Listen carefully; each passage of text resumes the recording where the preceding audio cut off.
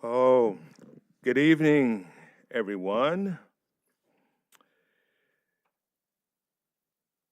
Welcome to our 1517th regular board meeting. Translator services.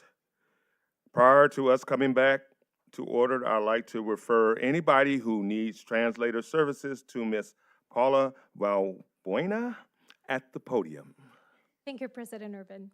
Buenas tardes, habla Paula Valbuena. Si necesita servicios de interpretación al español, por favor llame al 1805-324-7680 e ingrese el código de acceso 762-960-391 más la tecla numeral. Este es un número totalmente gratis. Nuevamente, llame al número de teléfono 1805-324-7680 e ingrese el código de acceso 762-960-391 más la tecla numeral.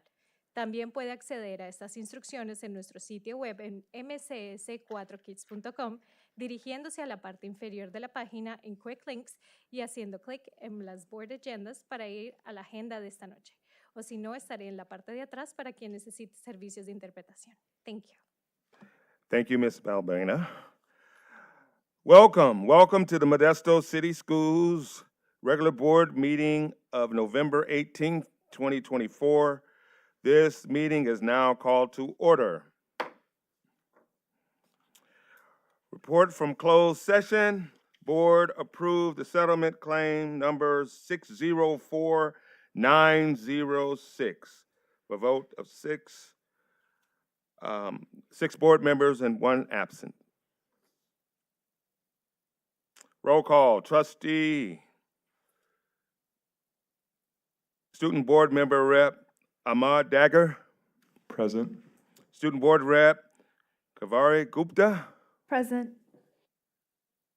Trustee Brown. Present. Trustee Daly. Present. Trustee Lopez. Behind me. Trustee Marks. Present. Trustee Mejia. Present. Vice President Maestas. Present. President Irvin. I am too present. Let the record reflect we have a quorum. Please stand and join me for a moment of silence.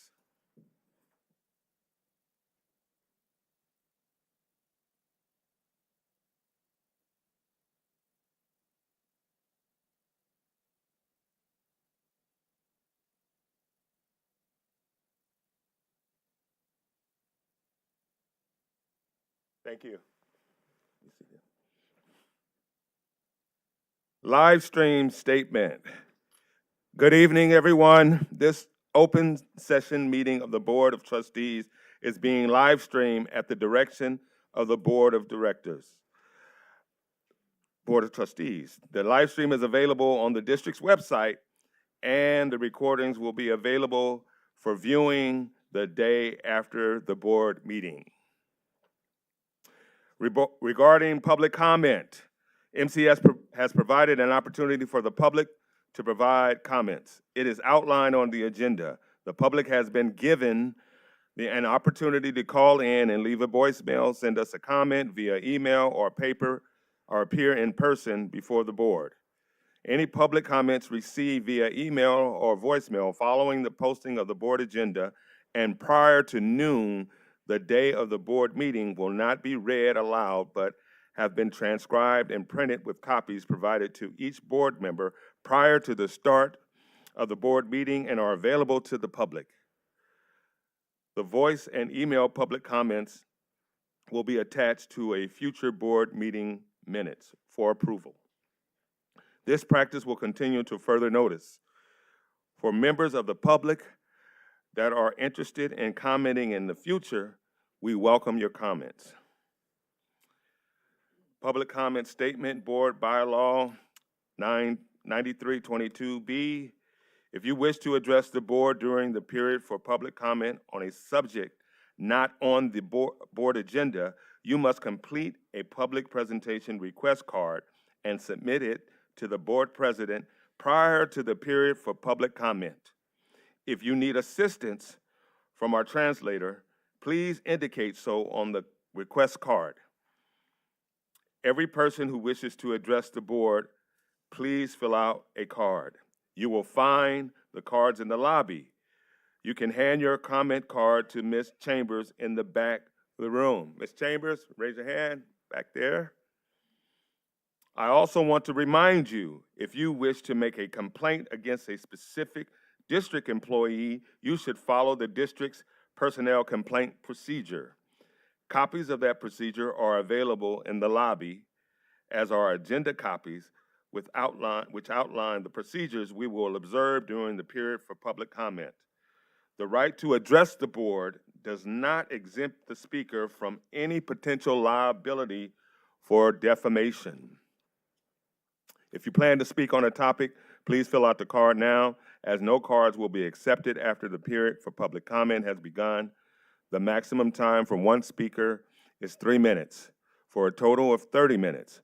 For those requesting translation services, an additional minute will be added to your comment time. Pledge of Allegiance. We are pleased to welcome 2 students from Fairview Elementary School to lead us in the flag salute. We have Sebastian Cardenas Nava. 6th grader Sebastian has been recognized for having perfect attendance this trimester. Yes. He has become a mentor and role model to many of his classmates and is part of the school leadership team. Sebastian assists Vice Principal Ms. Kucher with wellness, Wednesdays activities, and school announcements. He enjoys playing soccer, hanging out with friends, playing bass guitar or bass guitar, and eating delicious tacos in his free time. After high school, Sebastian wants to attend a vocational school to become a long-haul truck driver. His goal is to make a lot of money so he can buy his mom a new car. You're going to be on the road a lot, Sebastian. Our next student is Esteban Maldonado Nava. 1st grader Esteban, Sebastian's younger brother, has never missed a day of school and has perfect attendance this year. Yes. He is helpful and a great storyteller with a wonderful imagination. Esteban enjoys being a member of the art club, running around with friends, and diving into games of wall ball. In his free time, he enjoys building with blocks or Legos and playing video games with his older brother. After high school, Esteban dreams of becoming a firefighter so he can drive large fire trucks that race to help people in need. Wow, another truck. Yeah, it runs in the family. Student, please lead us in the Pledge of Allegiance.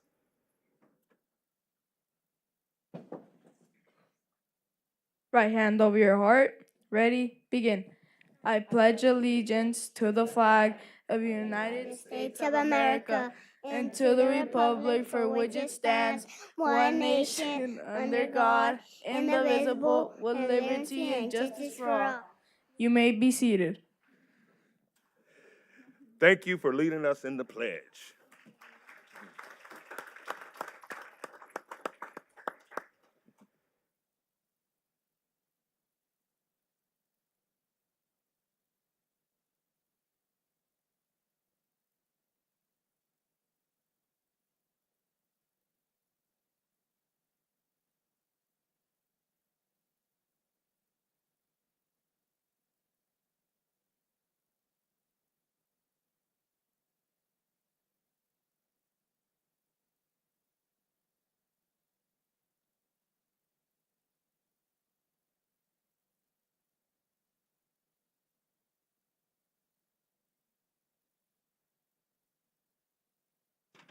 Okay. Next, we will have Superintendent Noguchi, welcome and announcements.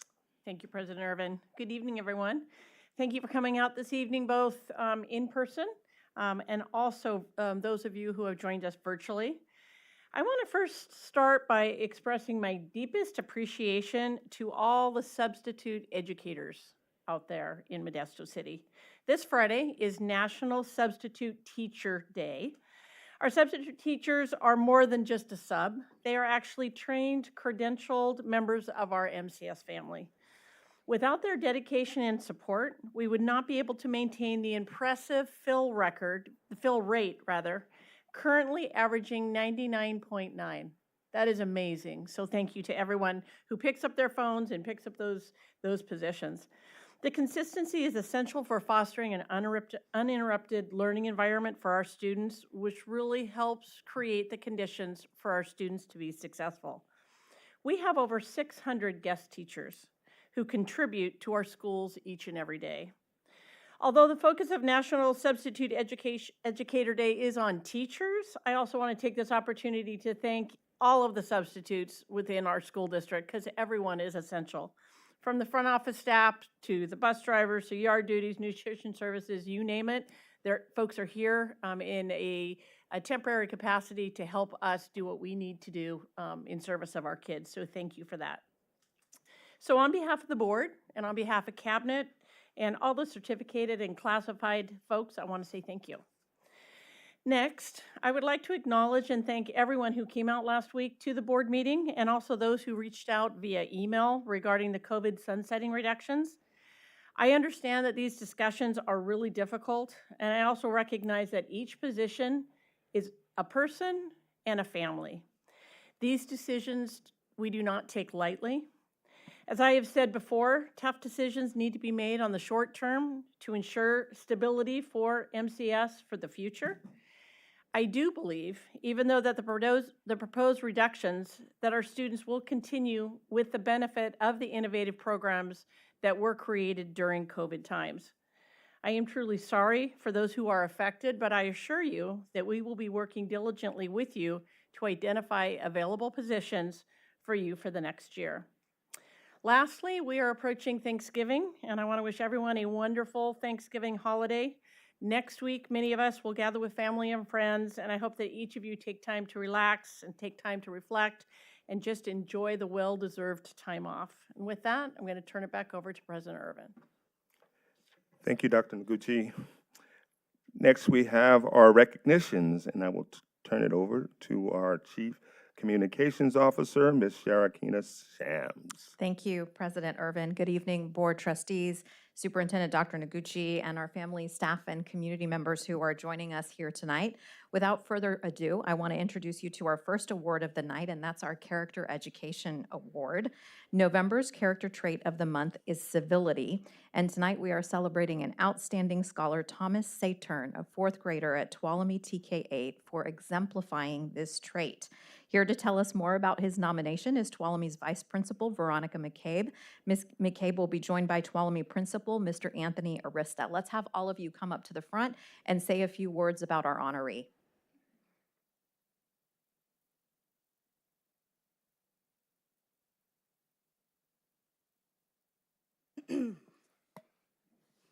Good evening.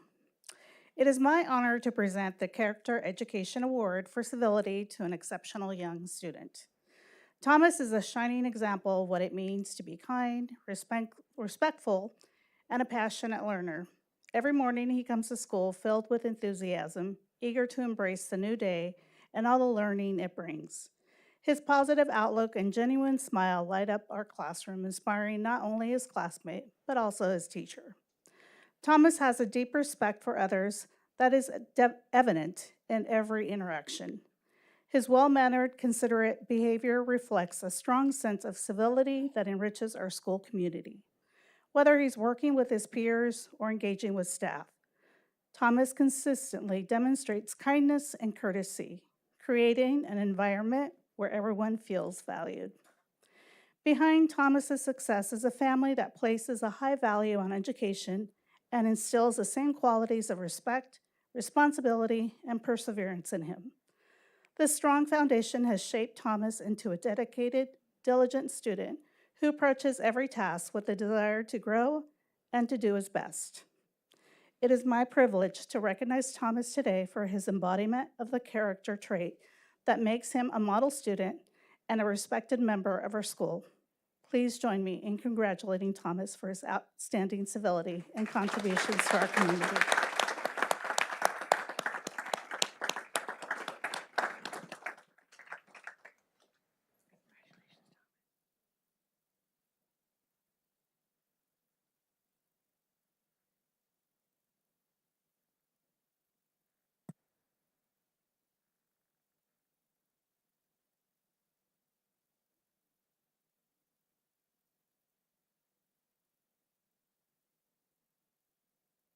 What a deserving young scholar. Thank you, Thomas. Thank you, Ms. McCabe, and thank you, Mr. Arista.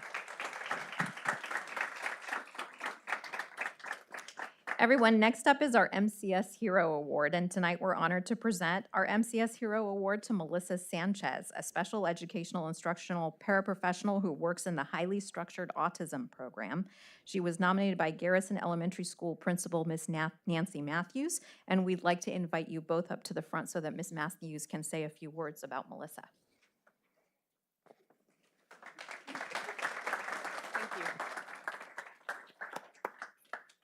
Good evening. I'm very happy to be here tonight to honor Melissa Sanchez. She is kind of the backbone of our program in a lot of ways. She's been at Garrison for 13 years, and she served as a highly skilled, highly trained paraprofessional in our autism program. And there are lots of people who run through that program, and she's had a hand in shaping how they work with our students and how they collaborate as a staff. Truly, we couldn't really do it without Melissa. She really helps bring along our new staff members, and there have been many occasions when she just steps way beyond anything that's expected. For instance, we had a teacher who was out for a pretty extended period of time, and of course we had a substitute teacher, but that program's very intricate and very unique, and Melissa just really stepped up. I knew she was a person I needed to be in that classroom to support the staff and the students, and she was there. She did things like attend the back to school night for the families because the teacher couldn't be there.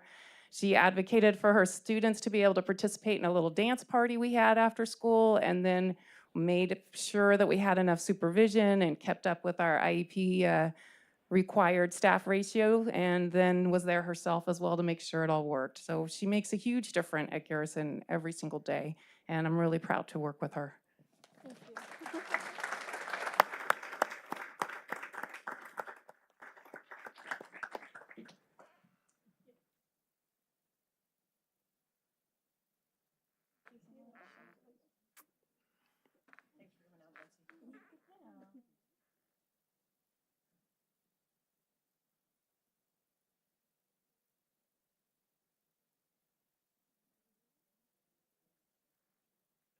Congratulations. Thank you.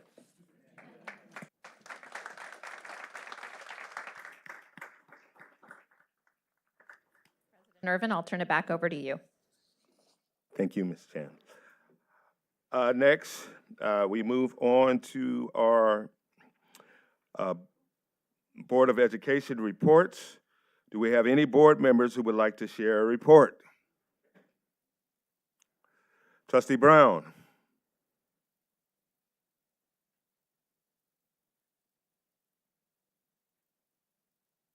I know it's too early to celebrate. We don't have an official count until the 5th of December that will be certified, but the numbers are in and growing stronger with every count for Measure X. And I wanted to report meetings that I've had. Gosh, lots of meetings regarding the bonds. And I've had the privilege in the past few days to visit each of the campuses which will be the beneficiaries of the bond funds with Measure X, and was able to put one of the large traffic or street signs at each one of those campuses with a note on it that says, "Thank you, Modesto." So I think that was the highlight of the campaign, was to be able to celebrate at each campus where the funds will make the biggest difference. So I just wanted to acknowledge something that Dr. Noguchi started. back at one of our ribbon cuttings earlier this year, Dr. Noguchi introduced me as a speaker, not by my name, but she called me the Bond Guy 007.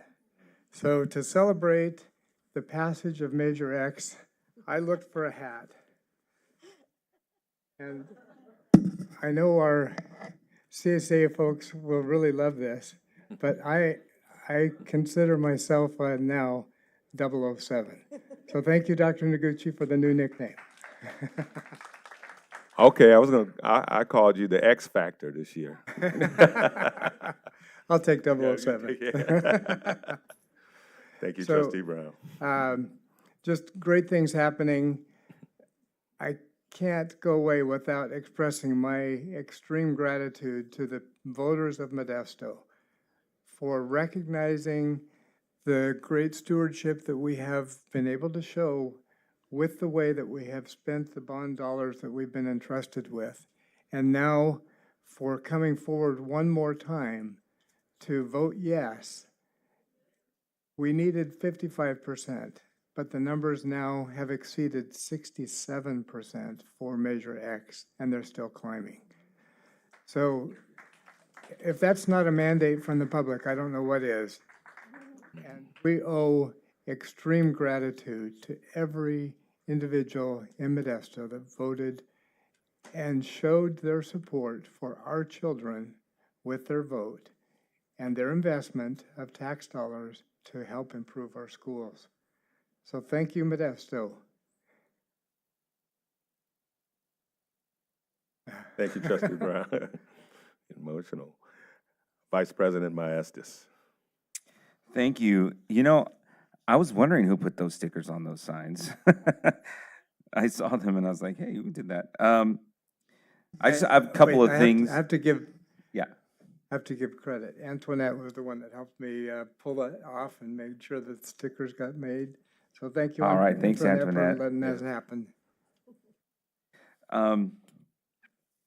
So a few weeks ago, students from across Modesto City Schools represented MCS at the Regional Honor Choir in Fresno, and that Regional Honor Choir is, I thought the region was like just, you know, our county, but the region is huge. It's like all the way up to Chico, somewhere around there, all the way down to around Bakersfield, I think, somewhere. It's a huge region, and so we had several students from MCS participate and get accepted in the honor choir. And they went for 3 days to Fresno State and performed in a big hall. And a few of them were accepted to state honor choir. Yeah, and so we've got a couple of MCS students that are going to go to the state honor choir rehearsal and performance, which is an amazing thing. I want to say thank you to the choir teachers, and especially Ms. Carbajal, the one that is at Bayer and Enox. But Prop 28 has allowed us to do this with our choir, because we didn't have choir. We had it a long time ago, and then it was gone for a while from some sites. And then I think all sites have some sort of choir now, and not all. Okay, someday. Someday, I'm hoping. But the ones that do, we're able to participate. And I'm just extremely proud of all of those kids that went over there and performed and went out on a limb to audition. So we have now the next thing up, there's an honor band and honor jazz band, and I know that there's some students going to be auditioning for that. So that was awesome to hear that. And then this weekend, I was able to go to the performance at the end, but there was an event in Modesto called the Young Voices in Song Choral Festival. And they invited schools from all over the county and the area. There was a school from Manteca and Turlock and Hickman. And one of our schools, MCS Lakewood Chorus, represented MCS at this festival. It was all day. The kids participated in like acting events and singing, and then they did this big concert with a conductor that came from Oregon State University to conduct all the kids, and these were kids from 3rd grade all the way to 8th or 9th grade. So I was able to go see that, and it was awesome and amazing. The kids are just doing some great things, and I'm so happy to see the music and art and dance and drama and theater and all the things that are happening with the talents of our kids in our district. So I'm looking forward. In a couple weeks, we're going to have so much more to go take a look at. And I know that the drama performances are coming up. Musicals are happening in our high school. So if you have a chance, go see those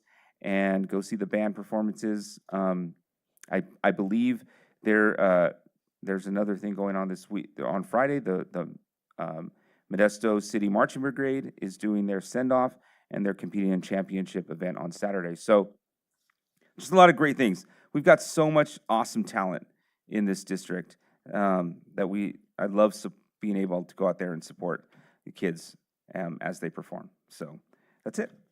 Thanks. Thank you. Trustee Marks. Yes, that was great to hear all about what's going on with the choirs. I love it. I was able to attend the Clergy Council, which is a collaboration between schools, law enforcement, county probation, family justice center, the district attorney's office, the mayor, and police chief. And it's just a really awesome group of people that come together to try to solve problems in our community, help one another in different avenues.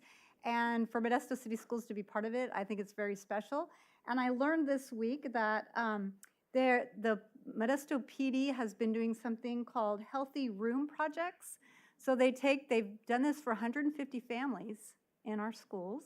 They find a student, or a school suggests a student that needs their room redone, and they go in and they totally remodel their bedroom and they make it an awesome room. So these are students who wouldn't have access to any of those resources. And so it's just a really special thing to make the student feel honored and have a really good place to do their homework, to have their own room maybe, or they might share it with a few siblings, but it's really special. So just hearing about that was really awesome. And then just hearing what the mayor's doing, I don't know if you realize this, but I know one of her, she's been very concerned about safety around our schools because she was a former board member up here, and she has pushed for the 15-mile-an-hour speed limit around our schools for safety because it's extremely important for our students, and we all know how valuable that is. So that was just neat to hear her reiterate that at the meeting. And so it's a good group, but I'm just honored that we get to participate in it. So thank you. That was my only meeting I had extra this last week. Thank you. Trustee Mejia.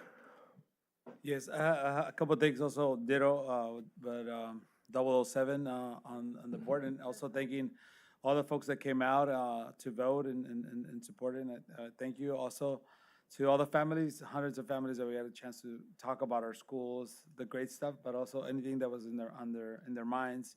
So it was really wonderful to go door to door and get to talk to families on one-to-one, and that was really wonderful, and I appreciate support. I know things are still being counted, and we're still going to be waiting for that, but I just want to appreciate all those families that took the time to open the door for us and talk to us, and also show the appreciation. We heard a lot about the bonds and some of the great things. It's visible what's happening in our schools, and people notice, so that's pretty awesome. I also want to do a special recognition and thank you. We have the Mexican consulate is coming to Henshaw Middle School this Saturday. And the reason why that's important, I think, as you know, a lot of our families have dual citizenship. They're able to travel to visit their family members. And so this is hopefully one of many more opportunities that we have, families that are able to process documentation and do things here in the United States through the Mexican consulate. They call it Consul Móvil, and it's going to be at Henshaw. They take appointments. They're going to be open on Wednesday, I think around midday. The appointments are open so people can set up appointments to go and take care of the documentation that they need. Also, it serves as IDs and stuff for folks that do not have their resident card or they're undocumented here. So some of those are all good services. I'm just super excited and proud that I'll be there, kind of welcoming some of our families there and providing this valuable service to them as well. So thank you so much. Thank you. Trustee Lopez, you have anything? No, not at this time. I'm sorry I can't be there today with you all. Work has me away, but I'm hoping to be with all of you guys in the next board meeting. Yes, we feel your presence here, though. Thank you. Yeah. You got my back. Thank you.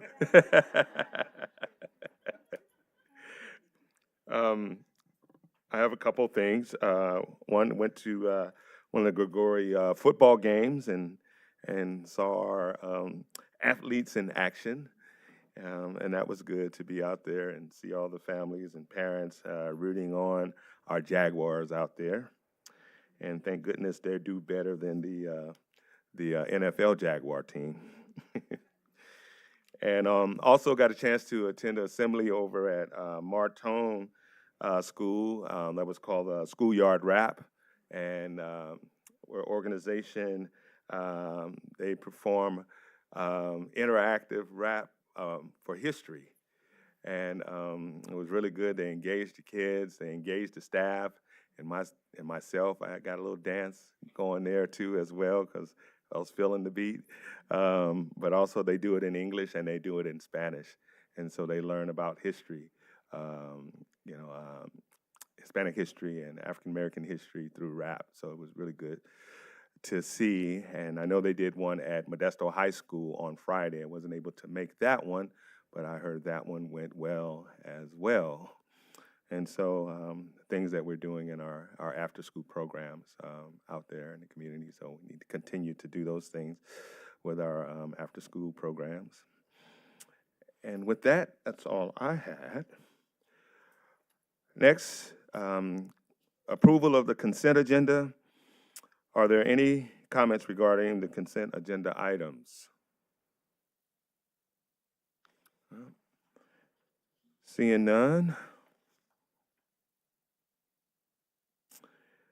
So I will entertain a motion to approve the consent agenda. Then properly motion by Trustee Mejia. I'll second. Second by Trustee Marks. All in favor? Roll call. Yeah. Oh, roll call. It was moved by Trustee Mejia and seconded by Trustee Marks. Roll call, Trustee Brown. Aye. Trustee Daly. Aye. Trustee Lopez. Aye. Trustee Marks. Aye. Trustee Mejia. Aye. Student Rep, Trustee Dagger. Aye. Student Rep, Gupta. Aye. Vice President Maestas. Aye. President Irvin. Aye. So approval of order of discussion items. So we have a request by Superintendent Noguchi to table discussion item B5, which is approval and review of several of our graduation policies. This agenda item was supposed to be presented by Associate Superintendent of CIPD, Mike Rich, but unfortunately, Mr. Rich was unable to be with us this evening due to unexpected circumstances. Therefore, we'd like to table this item until our next meeting in December, at which time he should be available to present. Do I hear a motion to approve the order of discussion items, tabling item B5? Moved by Trustee Mejia, I second. second by Trustee Marks. Roll call. Trustee Brown. Aye. Trustee Daly. Aye. Trustee Lopez. Aye. Trustee Marks. Aye. Trustee Mejia. Student Board Rep Dagger. Aye. Student Board Rep Gupta. Aye. Vice President Maestas. Aye. President Irvin, aye. Now that moves us to the period for public presentation. This takes us to a period for public presentations. Thank you for attending tonight's meeting and showing interest in our schools. Do I have any public comment cards? Seeing none. I have 0 cards tonight. So we will move on. Item B1, student representative to the board reports. Student trustee Dagger. Okay, well, this board meeting is a big change from the last one. So we're starting up winter sports pretty soon, which means basketball games are going to happen, which I'm very, very excited about because it gives me a chance to ignore the way like the Bucks have been playing in the NBA recently. It's really, really bad, and I hate it. So really happy to see my school and other schools start playing basketball again, because that was a sport I used to play, and of course all the other winter sports as well. We don't discriminate.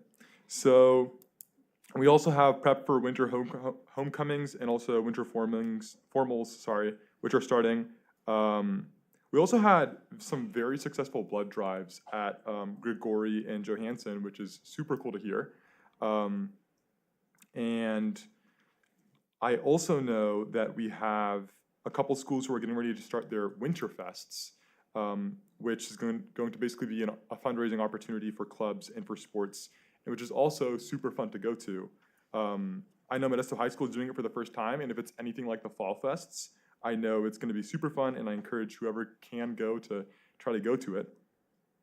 And this is our final stretch now for classes and for seniors, like me and Student Rep Gupta. That means college apps too.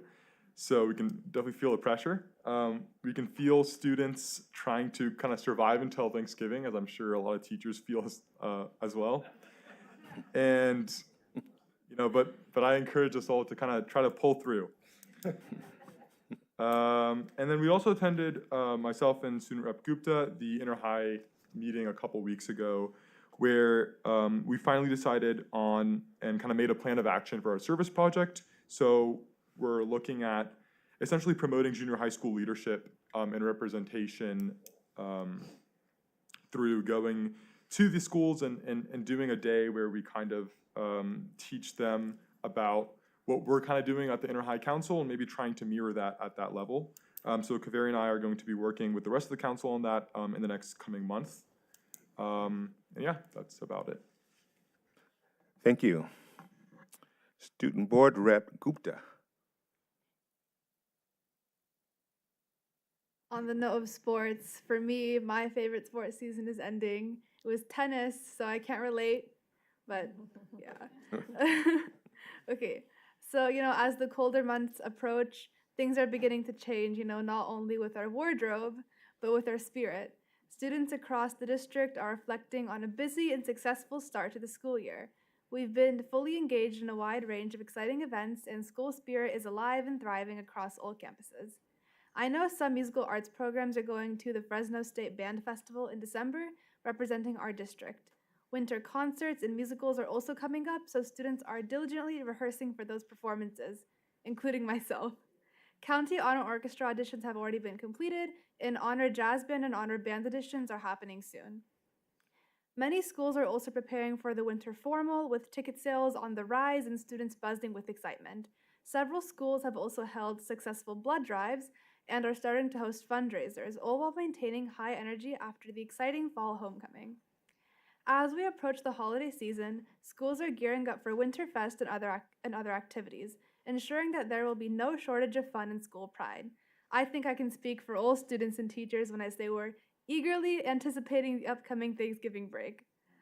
Moving on, last Wednesday, Student Representative Dagger and I met with the Inter-High Council. We are basically looking forward to, as Student Rep Dagger said, creating an inter-junior high council aimed at preparing middle school students for the high school experience and leadership opportunities. Overall, it's been a fantastic start to the school year, and I hope everyone is looking forward to a well-deserved break. Thank you. Thank you. Next, we have our Modesto Teachers Association report. President Peterson. Good evening, Board President Irvin, trustees, Superintendent Noguchi, and Cabinet Modesto community. My name is Chris Peterson, proud president of Modesto Teachers Association. First, I'd like to recognize elementary teachers who hope day one of their parent conferences went well today. Good luck finishing all your scheduled appointments. Parents and guardians at home, keep those appointments, and thank you for engaging in your students' education. Student trustees, no pressure. I know those apps are around the corner. Please do this old IB teacher a favor. Start before the 29th of November. It just makes me feel better. Good luck on your application. I wish to begin my comments by thanking those who addressed this board last Tuesday. Volunteers from MTA and CSEA assumed a responsibility that very few people wish to engage. They addressed their employers publicly and advanced an alternative approach to solving problems. It's not easy to speak in public, nor to a bunch of hardened board trustees such as yourselves, but they did so to impact public policy. I admire that devotion to public education. Speakers highlighted their work to serve our students, to make our school campuses more successful and our community stronger. From instructional coaches to MTSS to classroom teachers, speakers described how proposed cuts would negatively impact their students, classrooms, and school sites. In my opinion, that's exactly the type of information any board member would need and want before making a decision of this magnitude. I applaud the trustees of this board for their direct questions of the district administration and their proposed program list cuts.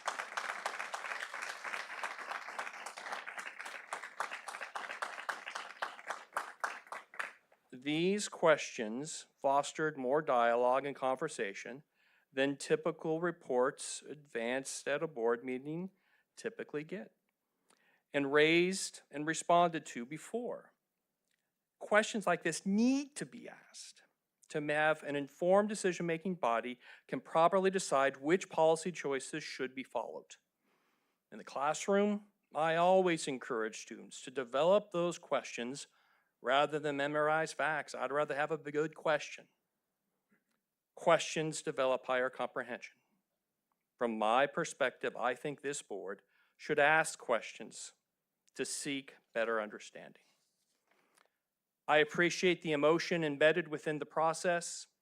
Some speakers last Tuesday were moved to tears as they described their programs or impacted staff. Their heartfelt presentations affected the audience, and I think the trustees as well.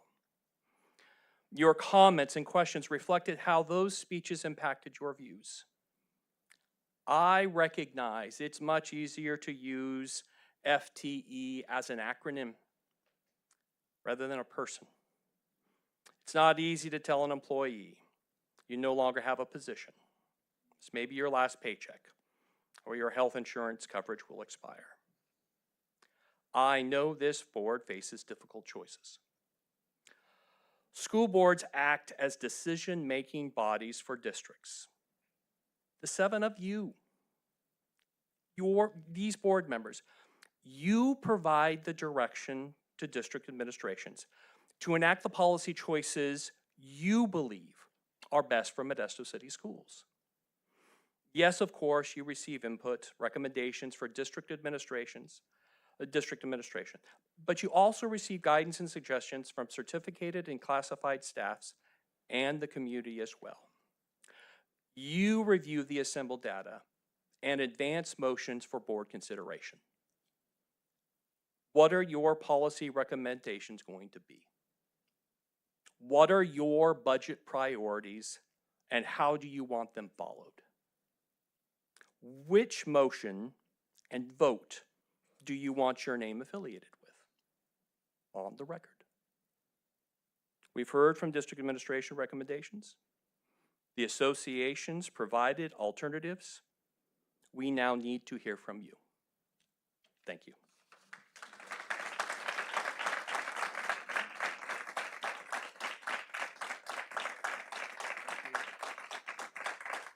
Thank you. We have E3, California School Employees Association report. The other President Peterson. Other one. Well, I could just say amen and go sit back down. Thanks, Chris. But I had some additional thoughts.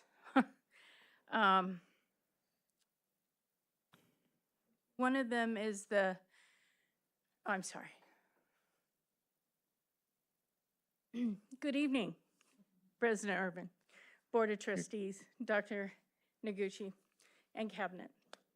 I'm Fawn Peterson, President of California School Association, Employees Association, Chapter 007. We can let you have an honorary hat.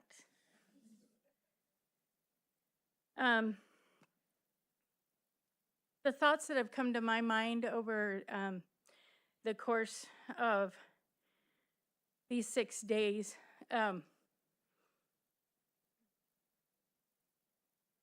one of them, I was talking to somebody tonight,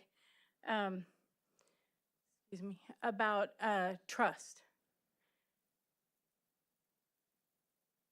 The parents, students, teachers, administrators, and classified employees have put their trust in you. I know that I have kind of developed a reputation for being a little bit goofy when I'm up here, but the sentiments in my heart are that I'm trusting you, all of you, to make the decisions that are the best for our students, our teachers, our administrators, and our classified employees. I know that I represent over 2,000 classified employees, but I also know that we all work together to make this school district work. And so,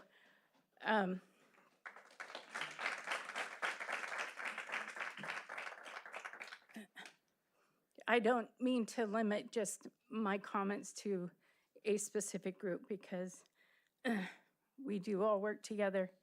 My stepdad told me that trust, his philosophy, and kind of mine too, and is that you trust people until they prove to you that you can't trust them.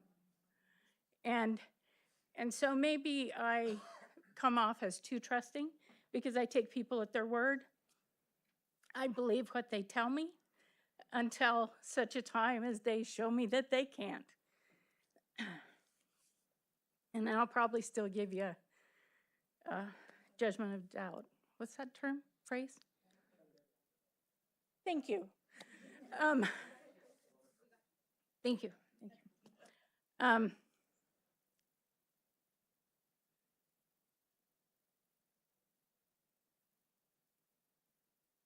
The positions that we're going to talk about here, the proposal that we're going to talk about here soon about making reductions, we talked about it last week. It's your opportunity this week to vote on those recommendations. Part of those recommendations, I think we had offered suggestions on how they might be done differently to save funds. Are any of you familiar with that movie, Dave? Okay. If you're not, Dave was a doppelganger for the President of the United States who, lo and behold, I don't know, had some kind of physical thing happen and he was out of commission. They grabbed Dave to stand in for the president because they don't want to admit that he's not capable. So here we have Dave who goes into a budget meeting and says, why are we paying a defense contractor money when they haven't even provided the, whatever they were supposed to provide. Contracted items. Hey, we can save money in that area. I would hope that, and various things, and lo and behold, he was able to balance the budget.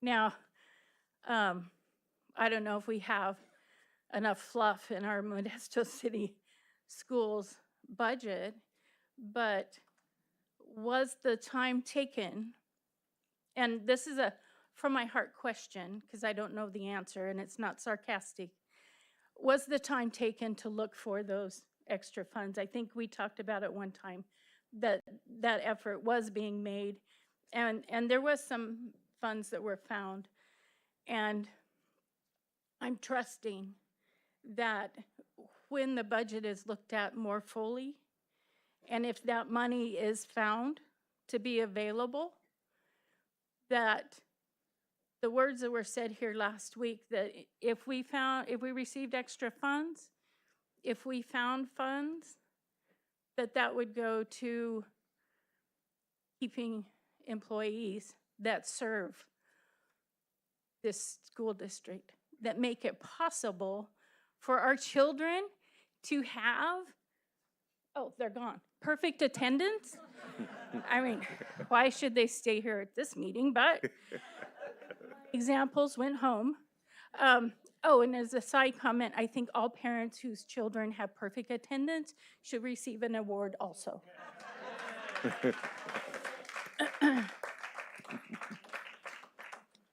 So I'm trusting you to do what you've been hired to do, in essence, through the votes of the community, is to do the best by this school district, its students and its employees, in whatever capacity they fill. Thank you. Thank you, Ms. Peterson.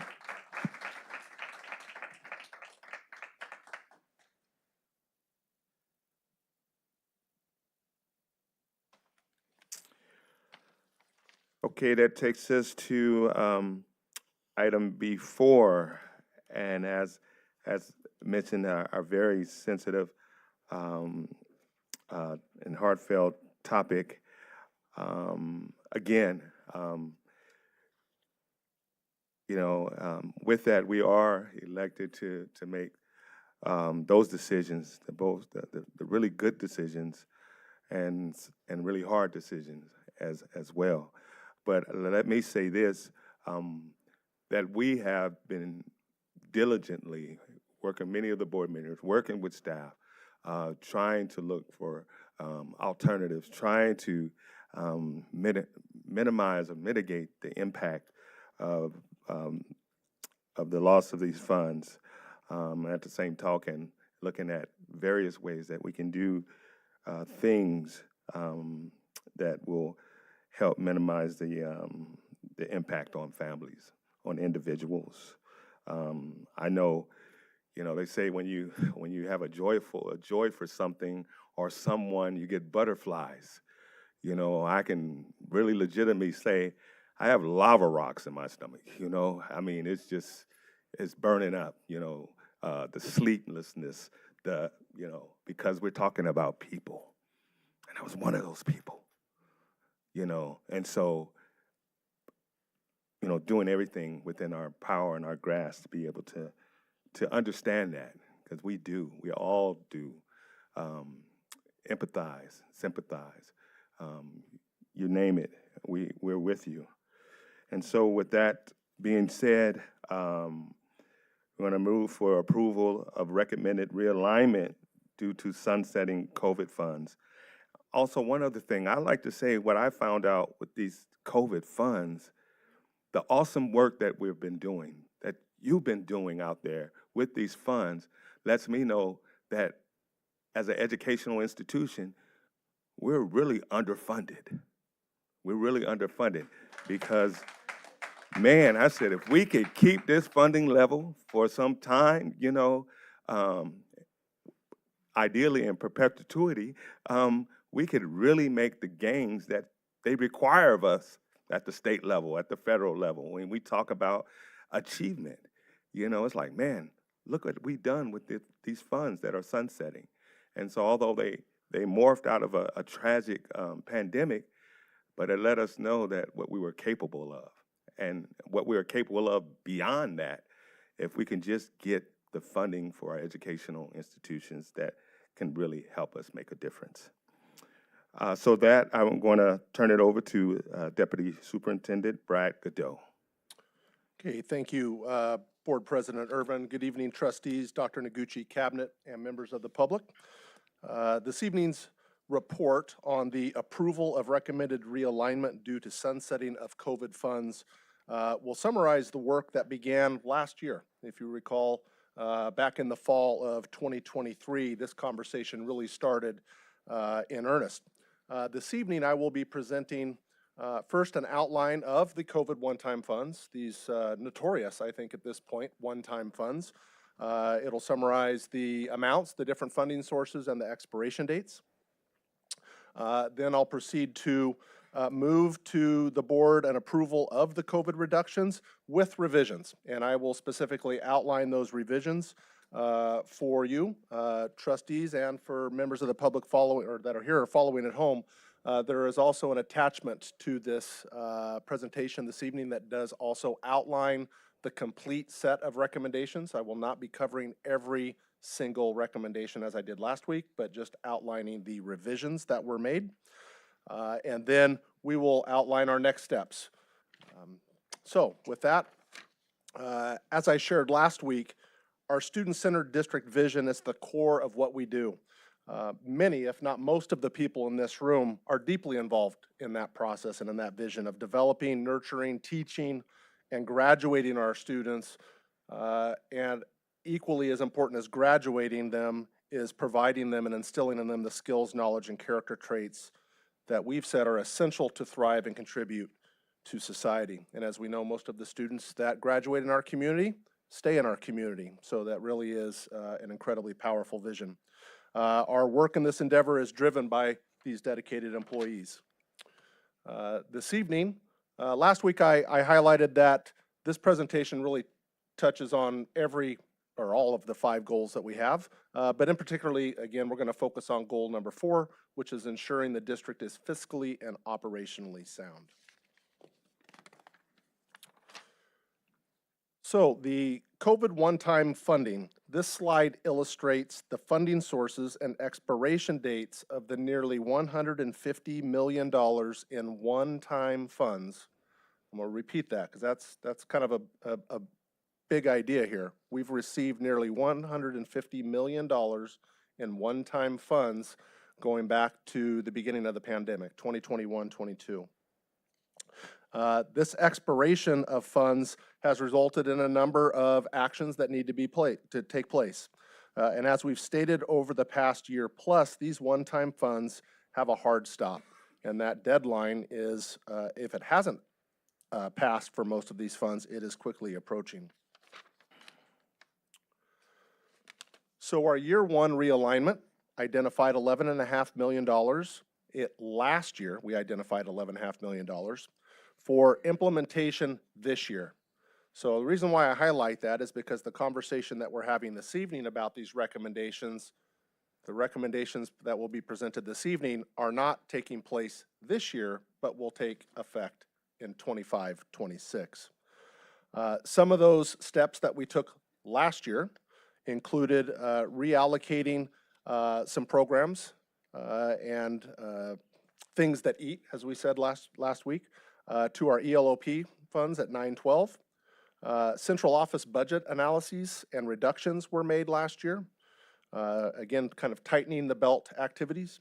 And then we identified funds that had been allocated and not spent. So again, as was suggested this evening, taking a hard look at our budgets and seeing where we can, Tim doesn't like this term, but where we can find the dollars. So moving on to this year's recommendation, staff recommends approval of the realignment of COVID funds that were presented to the board last week on November 12th. Again, you have a handout that outlines, it's a one-pager front and back that outlines each of those recommendations with the following revisions. We recommend that we reduce the MTSS paraprofessionals, not at 25 people, but at 8. The second recommendation or revision is that we adjust the reduction of the campus supervisors from 8 next year to 7, and overall, over the next 2 years, from 17 to 16 over the next 2 years. The adjustment there was also made to exclude the additional campus supervisor that was added at Elliott during this period of time. I had already outlined last week in the recommendations that we would be excluding an additional campus supervisor at Modesto High. So our next steps. One of these is identifying strategies for recouping additional our TK6 MTSS coaches. We've shared that we've worked hard to identify alternative funding sources over the last couple of years. This is an example of a strategy or a potential strategy. We plan to engage and work with collaboratively the Modesto Teachers Association to develop and or revise memorandums of understandings. There you see the abbreviation, MOU. The list includes working with MTA to adjust an MOU or create an MOU that would allow us to utilize ELOP funding, which would potentially allow us to maintain 4 of the MTSS, TK6 MTSS coaches. Additionally, looking at reducing the MTSS coach work year calendar. That was increased from 185 days a few years back to 195.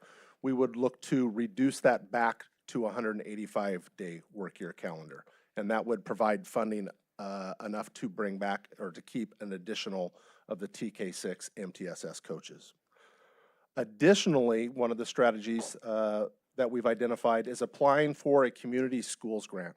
And we have a number of schools that we believe are highly probable, highly likely to receive that grant funding. That's 5-year funding. It's not permanent funding, but that would extend some of these programs and some of these positions beyond this year. Additionally, as has been pointed out over the last 2 weeks, the work around budget and not knowing what's coming in the next 3 months, 6 months relative to funding, any of the impacts of that work in the coming year. So we will be focused on a mid-year board workshop on February 24th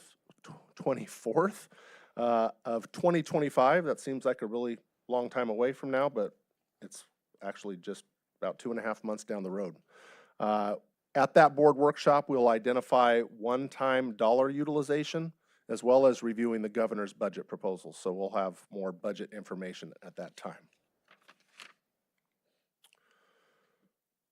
Finally, for next steps, looking into 25-26, the work next year that would impact 26-27, again, I outlined this last week, would be to continue our ongoing analysis, which would include for next year evaluating our software and technology, current stipend structures, professional development incentives. Both our classified, certificated, and management teams all have incentive programs based around professional development. The work of our instructional coaches, our work experience programs at our high schools, as well as co- and extracurricular activities. So with that, I turn the floor back over to you, President Irvin. Thank you. Thank you, Deputy Superintendent Brad Godot. So that takes us, are there any comments from the public on this agenda item? Yeah. Identified 1, 2. Yep, you can line up behind the first speaker. Watch my clock a little bit better this time. Good evening, President Irvin, Board of Trustees, Cabinet, community members, and MCS staff. I'm Melody McGill, the Science Curriculum Coordinator for Modesto City Schools. I realize that we're faced with difficult decisions and choices in budget reduction, as we have been in the past. I'm standing before you tonight once again addressing support for the instructional coaches in the district. Coaches in the district work hard to support all teachers at all experience levels. We work with the new teachers and interns, as stated before. We have worked hard to build trust with the teachers across the board, and we work with them in confidentiality. This allows for teachers, when they are struggling, to reach out to a coach to say, hey, can you help me? And know that it's going to be maintained between that teacher and the coach without fear of it going to an administrator. Right now, I'd really like to, which helps retain the teachers in the district, but right now I really want to focus in specifically on the science coach. Number one, the science coaches were funded prior to COVID. We currently have a science team of 3, same as social studies. We're serving 22 elementary schools, 4 junior highs, 7 comprehensive high schools, and including Elliott at the alternative. Over the past 3 years, our science team has worked very hard to integrate science instruction into elementary through the use of ELA. We are beginning to see the benefits of that work, and we now run the risk of losing the momentum of this work. Science scores are going to be hitting the dashboard.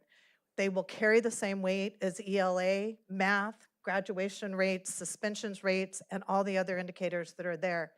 If we are going to develop a strong science program, we need and cannot wait until 5th grade to begin our science instruction. Our students deserve better than that from us. Science and technology are the jobs of the future. If we are not going to assist our students in exploring those areas, we are doing them great harm. 2 of our science coaches are currently working with prep providers and elementary gate teachers to find a pathway. If we cut 1/3 of our team, that work will suffer. We will continue to offer the professional development, usually done after school, during our break time, and on Saturdays, because we cannot get teachers out of the classroom because they're pulled out for other areas. The science team's working to develop curriculum planning days for 7-12 science teachers that have been overwhelmingly successful. You indicate you want STEAM and that this is a priority. Well, guess what? The very first letter in that word stands for science. How do you promote a strong STEAM program if you do not have the support in science for teachers? The bottom line is, how are we going to build a consistent science instruction in this district that benefits all of our students and community if we are already losing 1/3 of our team? Thank you.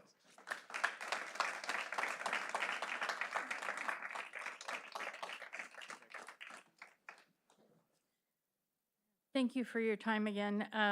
There are some items that I held back from previously. I appreciate the reduction in cuts to the MTSS Paris. I don't know how the teachers would do what they do without the Paris to make the MTSS successful, that program successful. But I also don't see how it can be successful without the teachers. So you added back the paras, but not the credentialed staff. So I'm not sure how the vision of that. It's just a question. I don't understand the vision of it. On those lines of the reduction in the cuts to the MTSS paras, is this going to be like it was with the campus supervisors, where it was postponed from last year and now it's brought up again this year, and they're going to be cut next year as well, or at least that's a proposal? So if the cuts are reduced this year, are they going to then be on the chopping block for next year? And so I'd kind of like to know how the vision of that, what it looks like. I'd like to point out again that, once again, nobody has said that these cuts are due to lack of work. They're all due to lack of funds. And so if the funds aren't there, If the funds aren't there to pay the people to do the work, is the expectation that the people who are left are going to pick up the slack? Aren't they already working their 8-hour days? How are they expected to then pick up the slack? I mean, to me, it's a legitimate question, and I would like it to be considered.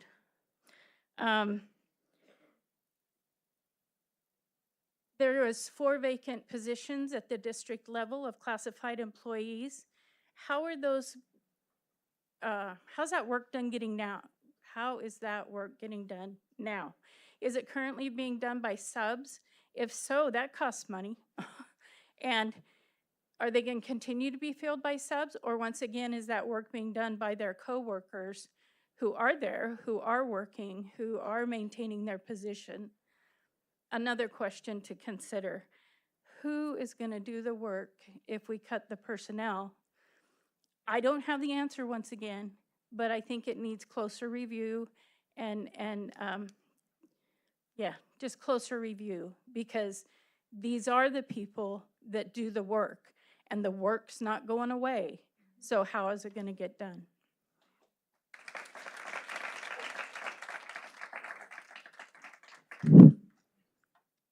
Good evening, President Irvin, trustees, Dr. Noguchi, cabinet, Modesto City School staff, students, and our community. I'm Dr. Janine Zambo. I serve as a history social science coordinator for our district. I appreciate the difficulty of restoring our budget to its pre-COVID levels, and I'm encouraged that the goal is to keep the cuts as far away from students as possible. I was also encouraged in last week's meeting that all programs would be under consideration. Unfortunately, I saw some glaring omissions.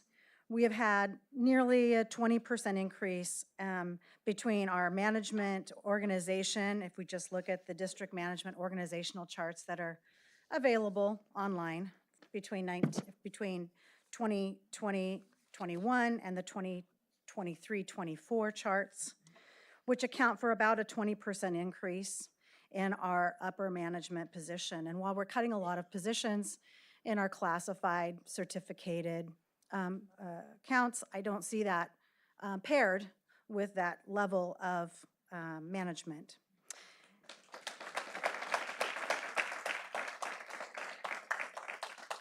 Instead, the management positions that have been chosen to be cut are those closest to our students.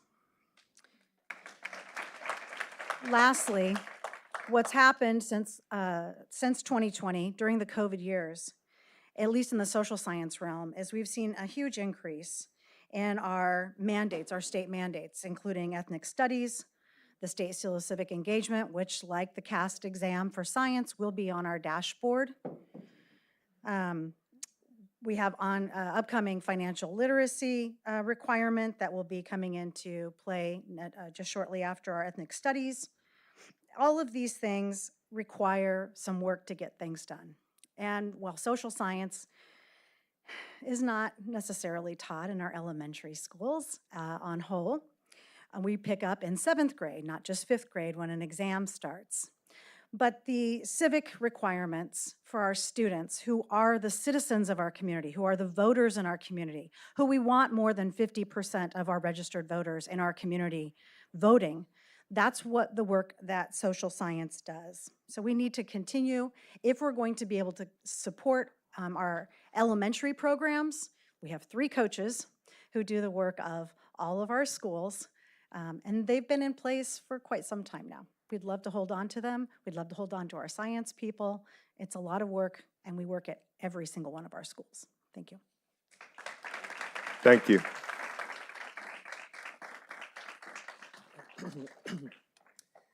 Good evening, Board of Trustees, Superintendent Noguchi, and Cabinet members. My name is Joe Tornberg. I'm a 26-year veteran of the district, and I am currently a 2nd grade teacher at Shackelford Elementary. I was listening to last week's discussions and even tonight, and I've already reframed my thoughts several times, but the one that just stood out a little while ago was the fact that in less than a week, the district, the Board of Trustees were able to find ways to start reallocating money to save positions. Why not extend that time period to find other ways to save jobs, save positions? in 1 week, we went down from 11 million and change down to 10 million and change. That tells me we can do something. I just can't believe that we're ready to throw up our hands and make a vote tonight when we have time.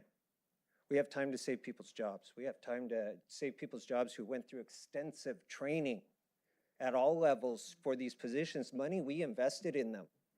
And then we're gonna throw it away so they could go to another district where they will be cared for and appreciated and given a job.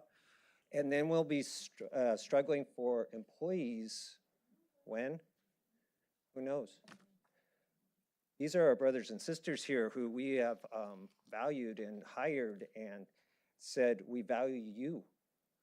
And they value our children, our students, and we need more time. If we can find $1 million in a week, we could find the answer. I encourage, I just, I encourage the board to vote no on this budget, these budget cuts. I encourage the board at the very least to postpone it. And let's put our collective brains together. Let's actually engage the bargaining groups. Let's talk to us. Let's not ignore us. We are part of it. And because we're not saying this is easy, but we're here to help and work with you, and we want to work with you. Thank you.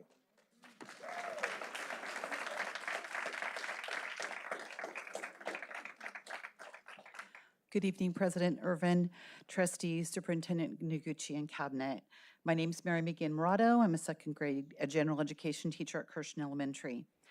As we host parent conferences this week, the #1 request from families is how can we help their children get the necessary academic supports?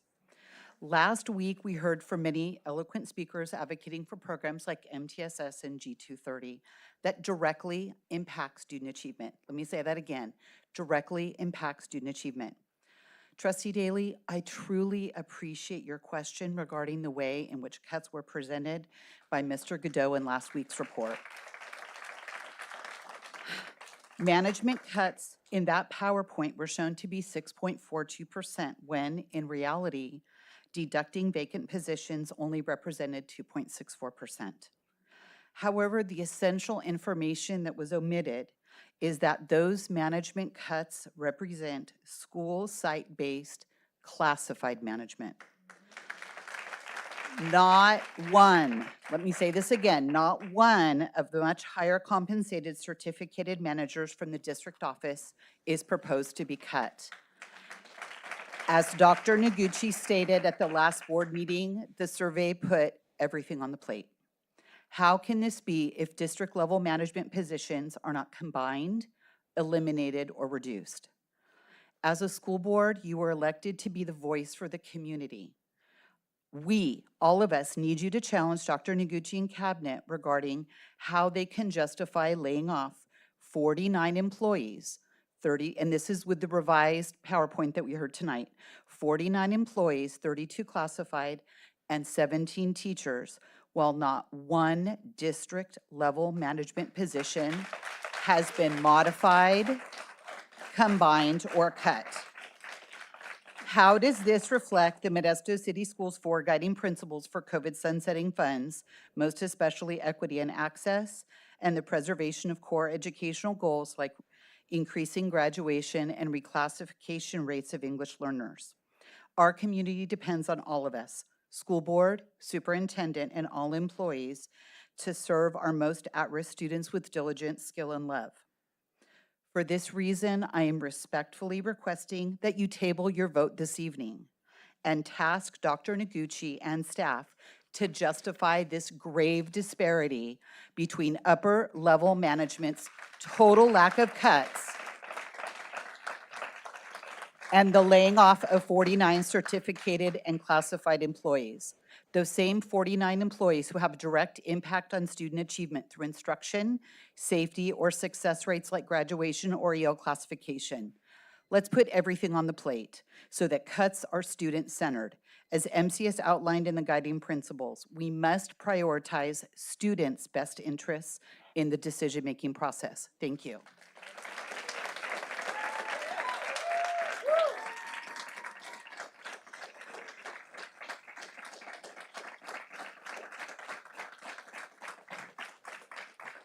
Good evening, Board President Irvin, trustees, Dr. Noguchi, and cabinet.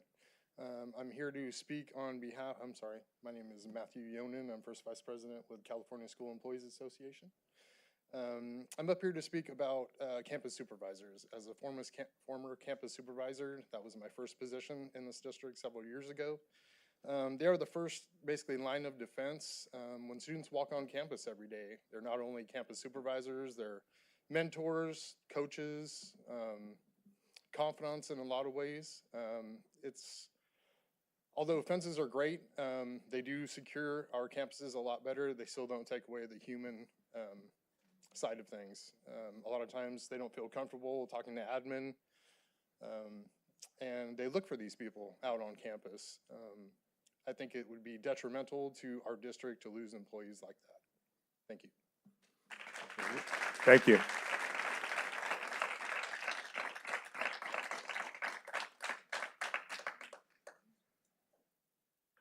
So are there any questions or comments from the board?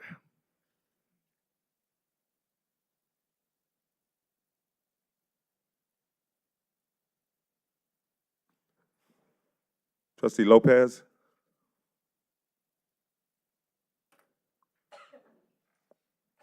Yes, I did have one question at this point.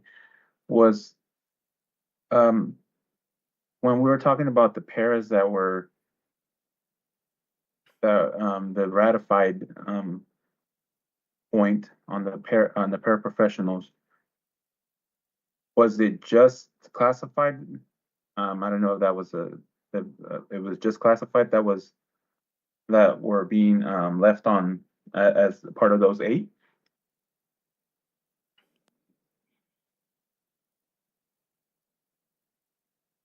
I'm not sure I understand that, the question, Trustee Lopez. Yes, on the PowerPoint, there was the revised number for paraprofessionals was reduced from 25 to 8. And those 8 were 8 classified employees or certificated? All the paraprofessionals are classified employees. Okay. Thank you. Thank you. Vice President Maestas. Thanks. I have quite a bit of questions, if that's okay. Just things that come up. How many, I heard that there were 3 science, 3 social studies. How many ELA and math coaches are there? Do we know? I know he's not here, but are there 3 and 3 also? No, there's, Okay. no, there's, Mike's not here. I'm going to say 7 or 8 So of each of those? of math and ELA. Yeah. Have about 7 or 8 each? Yeah. And then I'm just looking at the ones that are slated on our reduction, which is those 4: ELA, math, science, social science. So science is 3, social science is 3, then math and ELA probably 7 or 8, somewhere around there.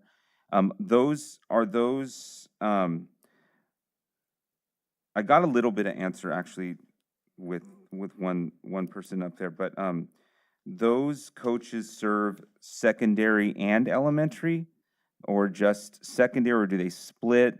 I know I should have asked these questions with Mike around. I'm just trying to get some to see if it's about the same as what I'm familiar with. There's definitely a split. The number I don't know, but there's a dedicated English EL coaches for English at the K-6 level, and then 7-12 level. Okay. And how many sites do they, I was wondering how many sites do they serve each? Like, do they serve 3 sites, or are they like 5? I mean, in my role right now, I serve 7 sites. And so, wait, did I count right? no, 8 sites.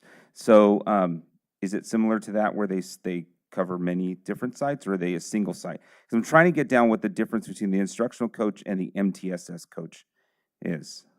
MTSS coach is going to work specifically on the MTSS program, the intervention time that usually takes place elementary, could be 1 or 2, school-wide, usually 2, school-wide implementations. So it's specific to the MTSS model we have for intervention and support.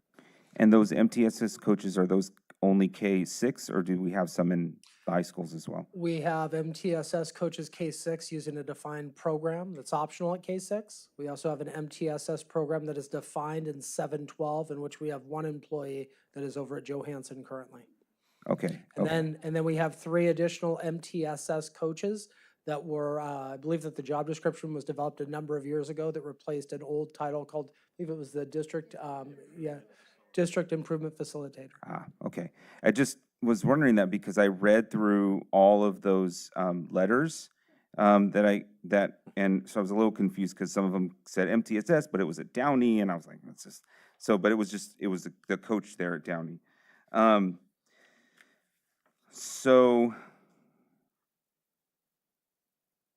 am just, and this is not a question, but more of a comment. I'm pleased to see that we're doing the best that we can to keep those MTSS coaches through some. I know that there was some wiggle room there going on with ELOP, but and then reducing from 195 to 185. That was a nice suggestion to save a coach there. So I'm pleased to see that we're saving some coaches, but it does give me heartburn as a math coach to see that we're still eliminating coaches. Like, I don't want to see any coaches go. I do know that as a coach, if I had to, because I'm a teacher on special assignment, if they moved me, said we can't have you anymore, you have to go back to the classroom. The coaches are gonna go back to the classroom, right? They're not gonna lose their job. They're just going back to the classroom. Is that correct? That's your question, Mike.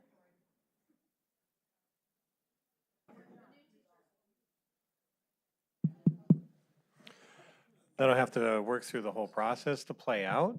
That operates on the presumption. There's 1 each in the 4 core content areas that we would have openings in one of those 4 spots. So we would prioritize them about at the time that we're talking about overstaffing with available positions. So it would be our intent to work as close as we can to have those folks go into classroom teaching positions that are filling a prospective vacant position. Okay. We had that happen. A couple of teachers went back, and as much as it was hard to lose them in our staff, the students are extremely lucky to have those expert teachers. But when I started as a coach, my whole purpose of doing that was to, I felt I was a pretty good teacher, and I was affecting a lot of kids. But as a coach, I can make my net larger. And so it really hurts to lose coaches, but I also, in the same way, I understand like what we have to do to be fiscally. It's just I'm being put in this really, really difficult position, this place. So I don't like making this choice, even though I know I have to. It gets me to a couple other questions. 2026 on this recommendation for campus supervisors. 22, it says here, the recommendation is, we're instead of 8, we're doing 7, and then it says 2026, 2027, reduce 9. In our vote tonight, does that approve that reduction for 26, 27? And if so, why do we have to approve that a year from now when we're just doing this year?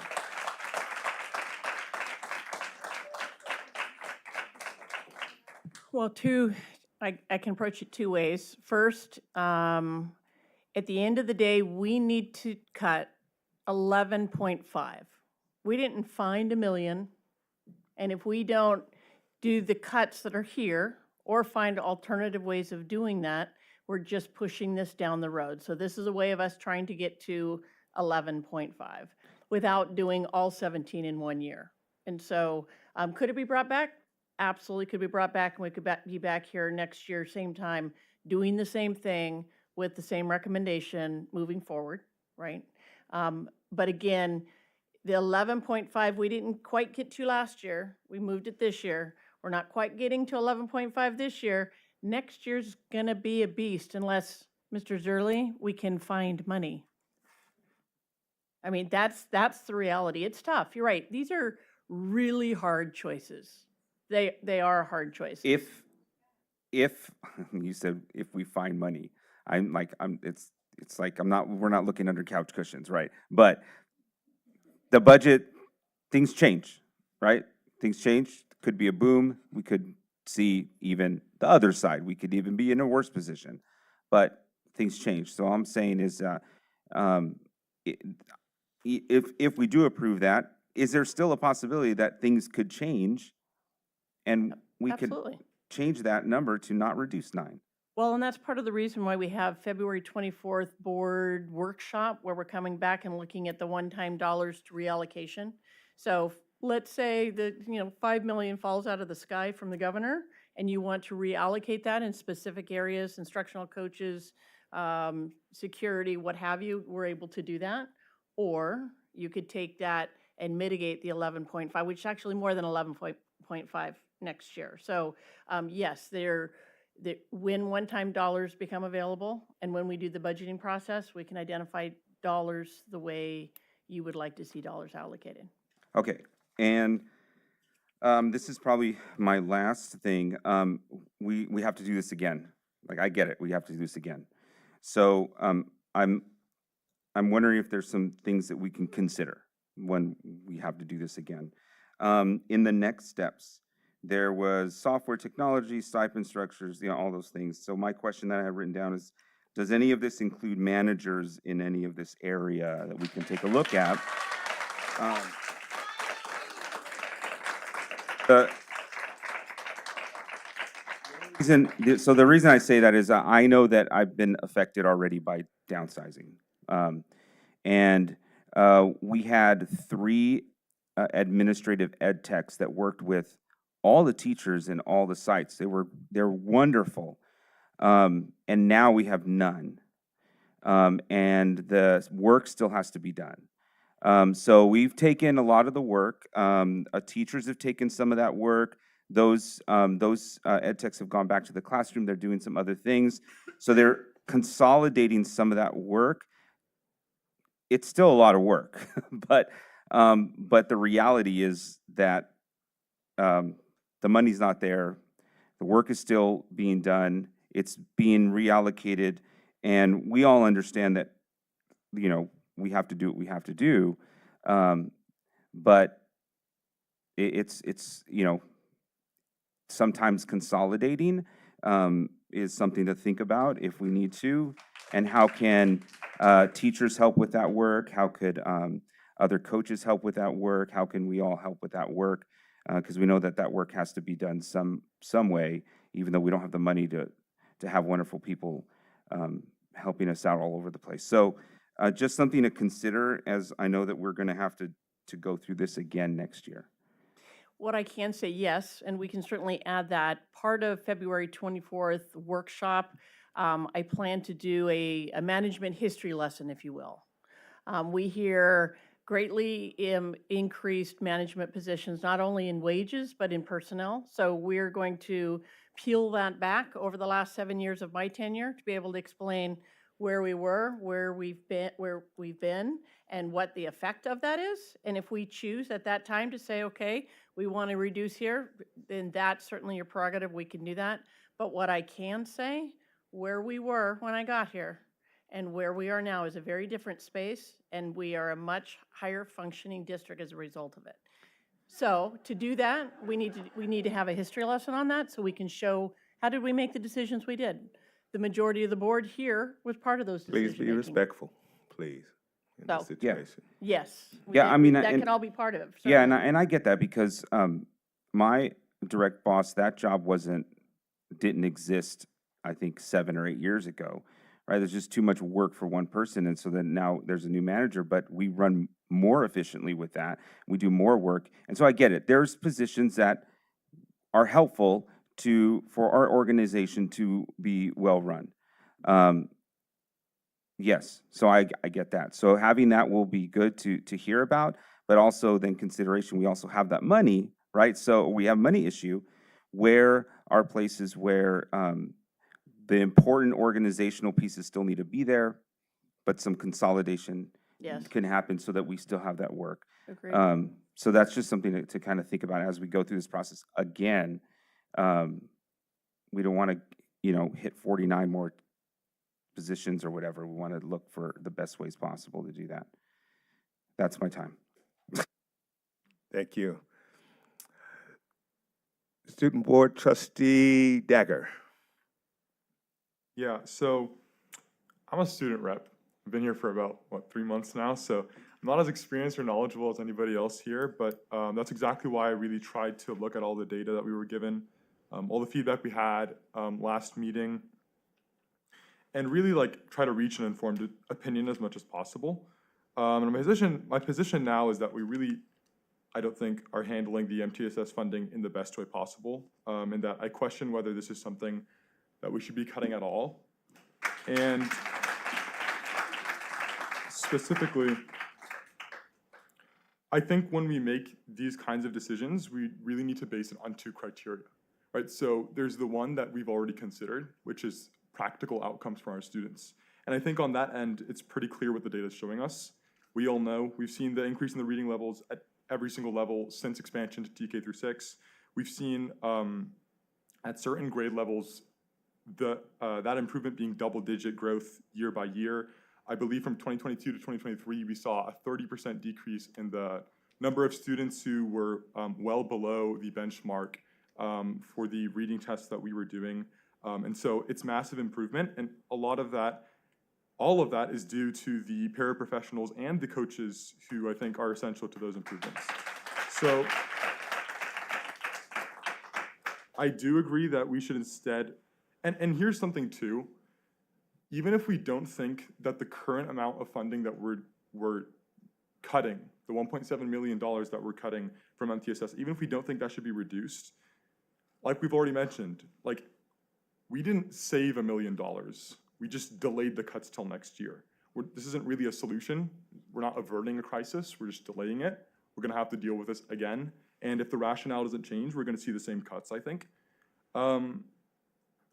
And so, to me, I think we should really be focusing on cutting in other areas that are furthest from the classroom, that aren't going to impede the kinds of direct benefits we're seeing from the staffing programs like MTSS that myself and my peers are personally experiencing.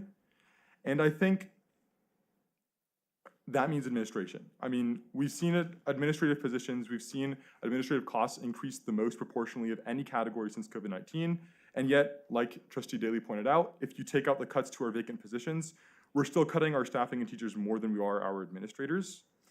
If 10 out of 17 of the administrative cuts we're making are for vacant positions, I think we can afford to cut more in a well-placed manner. I think in particular, I'm not sure, I was thinking about site administration and TK through 8. And I say that with complete respect for the site administration that I come into contact with and I work with as a high schooler, right? I've personally worked with Ms. Goulart. I've personally worked with Ms. Jensen, with Mr. Ball when he used to be an assistant principal last year at Modesto High School. And it's because I know how capable they are. It's because I know that they are capable of handling ratios of 2,200 students to 5 administrators if you include Ms. Goulart, which means 1 administrator for every 440 students. Whereas if you look at our junior high schools, we have 3 administrators every 700 students.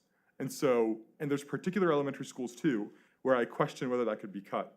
And I don't think that just means, I'm not saying cut all site administration, obviously not, but I do think in general, management and administration should be something that we're looking at, because those are the kinds of places where we're gonna cut and where those impacts aren't going to be nearly as consequential or direct as we're going to see with a program that's as data-backed as MTSS.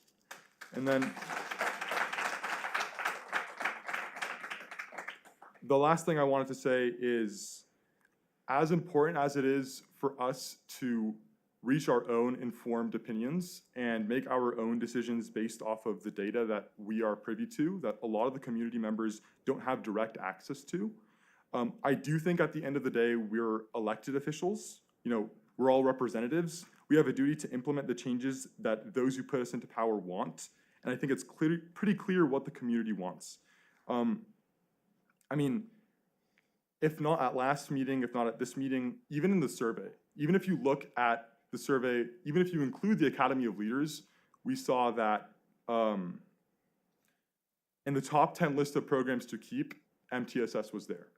And the top 10 list of programs to cut, MTSS was not there. And if you excluded the Academy of Leaders, you'd see that additional administrators was one of the top 10 programs to cut that our community voted for. And so even if you think this plan, even if you think the plan that we have right now is very reasonable, right? I still think we have a duty to act in accordance with what the community wants. We are instruments of the public will first, and we're individuals with personal beliefs second. And so I really urge the rest of the board members to consider not only what they personally think is ultimately going to be the practical outcome of our decisions tonight, but also their duty towards the public. Thank you. Thank you. Trustee Brown. Yes, I have some questions about how we were able to save a number of positions. And I don't know that I have enough understanding to know exactly where that savings of the positions came from. And I don't know that I have heard directly that we're just going to put that off a year. I see that there are places where we are going to be relying on possible grants and some shifting of funding formulas. In my mind, if we are finding money from shifting funds, we don't have to reduce. Is that correct?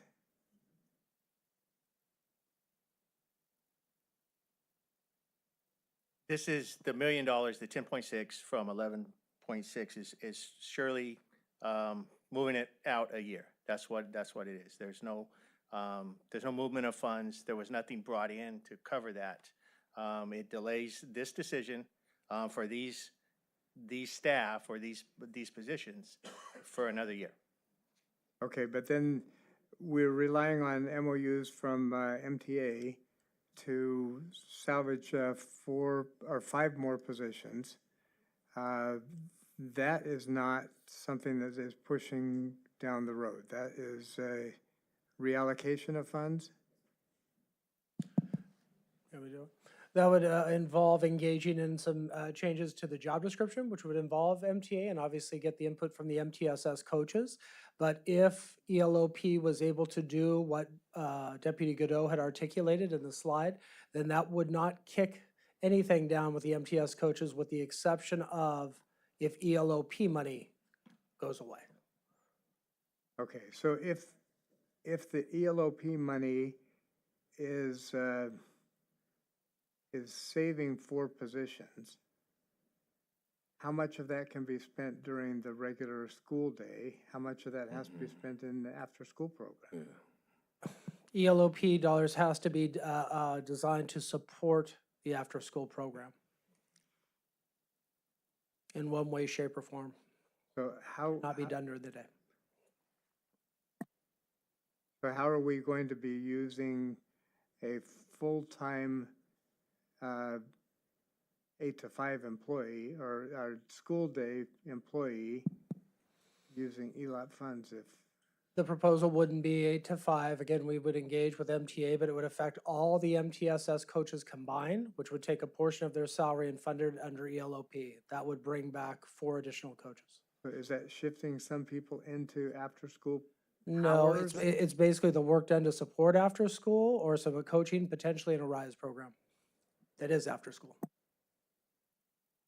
Okay, I'm having a hard time understanding how that's going to save the 4 coaching positions, but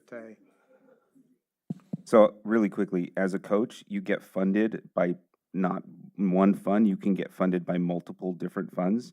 And so I'll just give you my example. Every year, 2 times a year, I'm funded by 3 sources.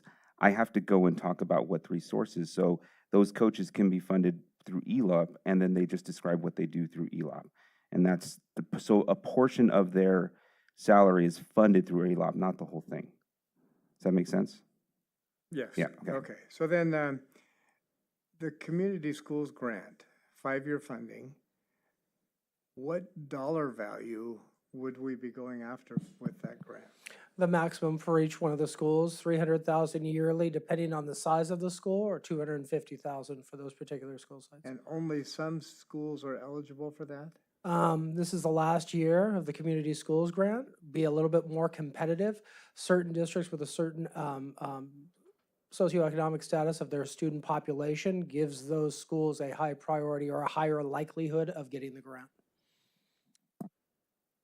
All right. So then, back to the mid-year workshop.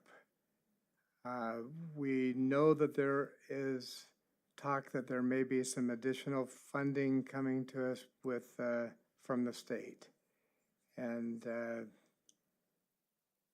I would hope that if there's additional funding coming from the state, that that would indicate that it's a trend, not a one-time thing. So I'm hopeful that if we have additional funding from the state, it may be money that would carry over into future years because it's based on tax revenue and revenue is higher than anticipated.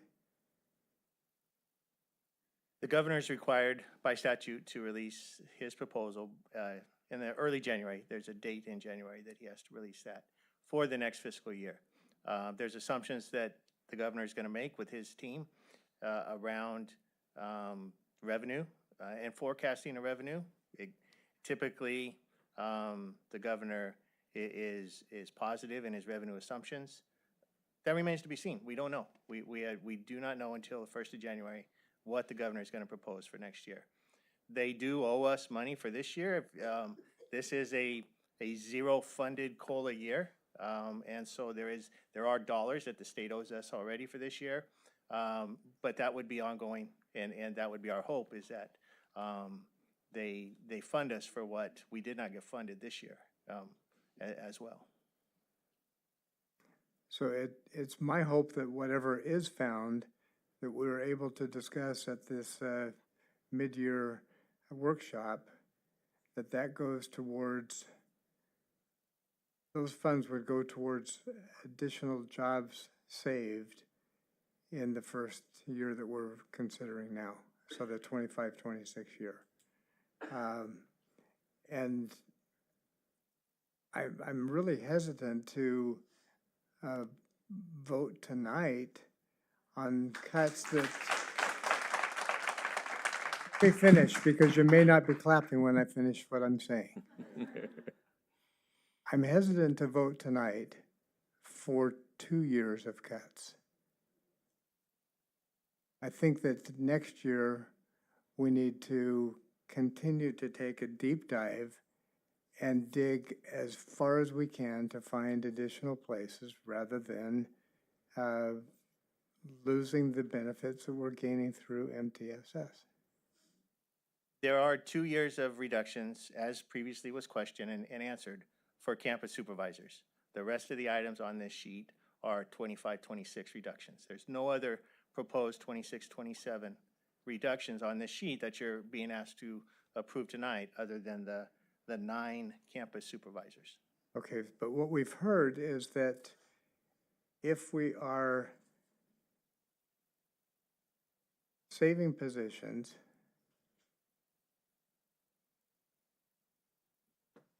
that those positions would be considered for cuts again next year. I don't follow your question. I don't know what you're referring to as far as saving positions. Which ones? So let me let me refer back. When we reduced the number of paraprofessionals from MTSS that were going to be cut from 25 to 8 with the proposal that we were reading tonight, I heard say that any of the positions that are saved this year would be considered for cuts next year. Did I hear that right or no? We Point have. of information, I also heard the same thing. I believe it was when Abel, trustee Maestas mentioned, was asking his line of questioning. So I also got the same understanding. So let me try to clarify, and then I want to go back to MTSS because I think we've to some degree lost our way, but I'll come back to that. Next year, we're going to need to cut probably $12 million unless the state gives us some more fairy dust for another year. Where those dollars come from and the next steps, we've got some things identified. That is not $11 million. We don't have any preconceived notion of where that is. We'd go back through the process to identify what would be the best reductions that's going to give us the biggest bang for our buck relative to our students. So do we have the other 17 pairs from the year before pigeonholed for this same, no, not necessarily, right? We have to be able to balance our budget. We've got to do that in the context of the dollars that we have. What we've identified is not enough. So everything's up, including management, right? So everything will be up, and we'll come back to the same discussions. And once Trustee Brown's done, I want to go back and frame MTSS for a minute, because I think we've made some assumptions and some things have been said that is not accurate. Okay, so I appreciate that. And once again, I need to go back to 2008. There was a time that I'm still scarred from where we had to take drastic cuts from everything, everywhere, and lots of people lost positions, and it was much more difficult discussions than we are having to have right now. I'm grateful that we're not there. I'm grateful that we're talking together, and I'm grateful that I see that we're going to have to all work together next year for some more difficult cuts. I don't like the idea, because anytime we talk about cuts, it's people, it's positions, and it's possible effects on what we can accomplish as a combined district. But it is what it is. We've got to make tough decisions. I'm comfortable with the fact that we've made some drastic improvements.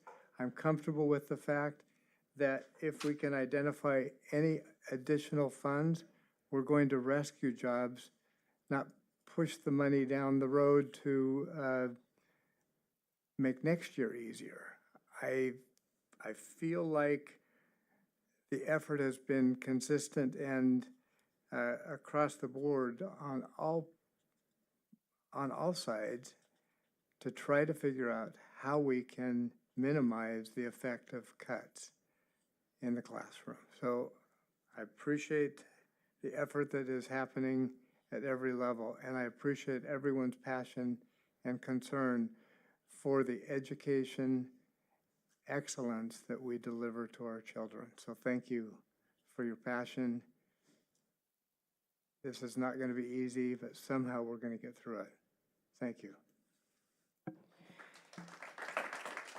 So I want to just take a few minutes and talk about MTSS for a minute, just to reframe MTSS for the TK6 level. When I got here 7 years ago, Mr. Herbst was running a program, I believe it was at Marshall, Franklin, can't remember the schools, there were 4. And there was a coach that was split between 2 schools. There was a total of 2 coaches for 4 schools, and they were running these small groups. And it was showing amazing success. The next year, I said, let's expand it. We allocated additional dollars to do additional 2 schools because it was amazing. And then COVID hit, and this wall of money came, And we couldn't spend all the money that we had quick enough. So we said, coach at every site, as many groups as possible, go forth and conquer.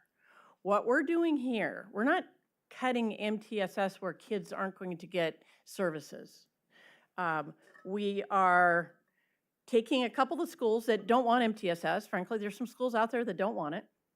There's some other schools with 200 and 300 students that do not need a full-time coach. It certainly, would it be ideal to have it? It would be ideal to have it, but it is in the best interest given where we're at. No, they can do a school of 200, and we can work to make that happen.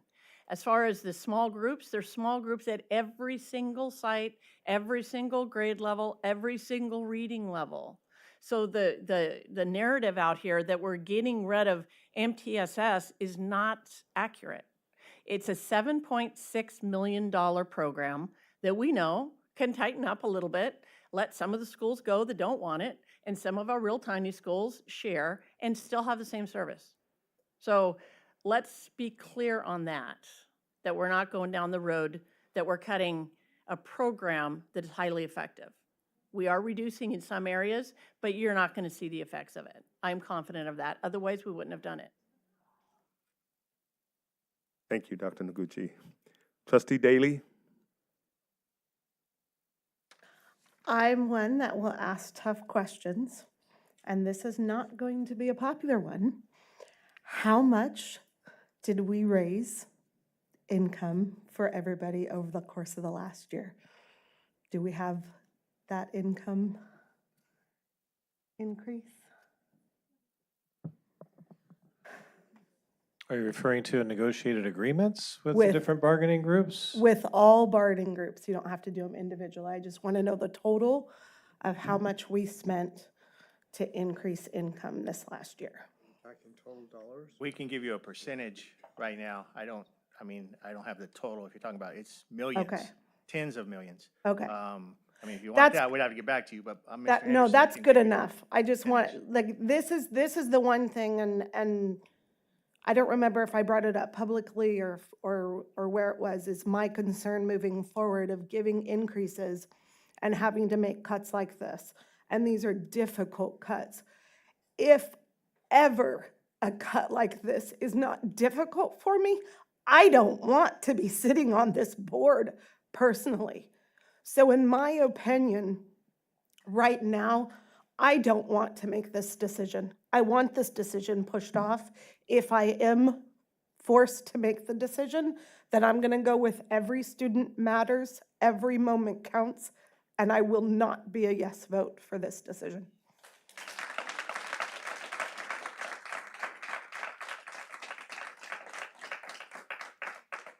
Trustee Marks? Thank you.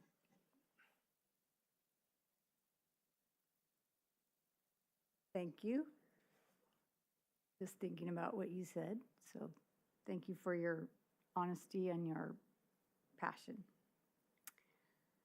So, and I also want to thank the superintendent for clarifying MTSS, because I'm very passionate about MTSS, and I really, really don't want to make any cuts to MTSS because I see the productivity and the increase for the students, and that just, especially reading levels, those are, every time we go through each year, I'm very passionate about the reading and the math. And so I just want to see our little guys continue moving forward.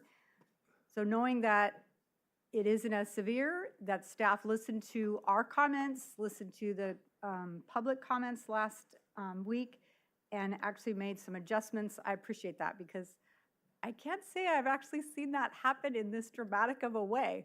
So I'm pleasantly surprised. I know it pushes off some of these cuts for next year and might hit in some other areas that we didn't see people here tonight, and might cause some pain in some other areas if we make this decision tonight. So another question, community schools grant, because I'm still looking at trying to fully fund most of MTSS, even though we've reduced it significantly from last week. When is the deadline for the community school grant? Oh, I want to say end of January? Okay, so we won't know by the February meeting? We if would get know it. in April, I believe, if we got the grant. Okay, and I know we're making these Plans. decisions now because we wanted to allow for staff to be able to seek employment if, for some reason, their positions weren't available next year in January or February when the openings go for the schools. And so I know that was the reason why we're doing it now instead of in February, like a month before the March 15th deadline that we have to do. Is it March 15th or May 15th? I can't remember. They moved it. March. March. Okay, it was March. Okay, I was remembering March and it, okay, thank you.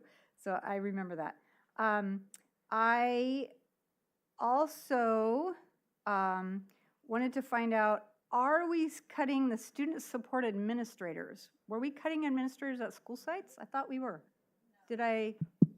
Yes. Okay, I thought Yes, so. we proposed, part of the recommendation is a reduction of the student services administrators. Those are 712 assistant principals. Okay. And school support managers, also a reduction there. Those are TK6 elementary administrators. Okay, because I remember when we cut them before in probably 2008, and it was very painful at the time. And I know that's something that I was concerned about, but I understand when we're making cuts, these are some positions that need to be reduced because of the funding. And then, let's see, my last one. So on the administrative cuts that we were talked about, I don't have it in front of me from last week, but as I recall, there were 17 administrative positions, 10 were vacant. Were we planning on filling those 10 vacant positions with anytime soon? So just to clarify the concern around the data reflecting vacant positions. This goes back to last spring when we knew we were going to be facing some very tough decisions. And knowing that we had increased management over the course of COVID, knowing that we were going to have to, there was going to be an impact across all three labor groups. The decision at that time was made knowing that we were going to reduce in those areas. That was a very strong possibility. So hiring a person in that position at the end of the year and turning around and then recommending that it be released or reduced was tough. So we knew, so at that time, we made a calculated decision to not backfill those positions. So that was the reason for the vacancies in those positions. It wasn't for lack of ability to find people to do the work. It was as those positions, over time, people left, took other positions, they, whatever the reason for the vacancy, then we just did not. So we left it as a, we'll call it a planned cut. It was planned because we planned ahead to cut it if the funding isn't there. So we've saved those 10, the funding for 10 positions in administrative positions. Is that correct? I mean, because we're not filling them. For this year, Yes. yes, this year fiscally, that budget is not being spent at the same level due to those vacancies. Okay, because I was looking for any money, but I know it wouldn't be there because we're not putting anybody in those positions. So thank you for that clarification. So anyway, just listening to where we are, I do wish we could grab some more money somewhere and postpone it. I was hoping that we could hear when the COVID funding the community schools grant was coming in sooner so that it wouldn't hit that February meeting. I am concerned about the coaches, so that was something that actually when I listened tonight to your comments and Ms. McGill's comments, it reminded me of the importance of coaches and how that is a priority by the board. So in going forward, I would like to see us, at least in February, really prioritize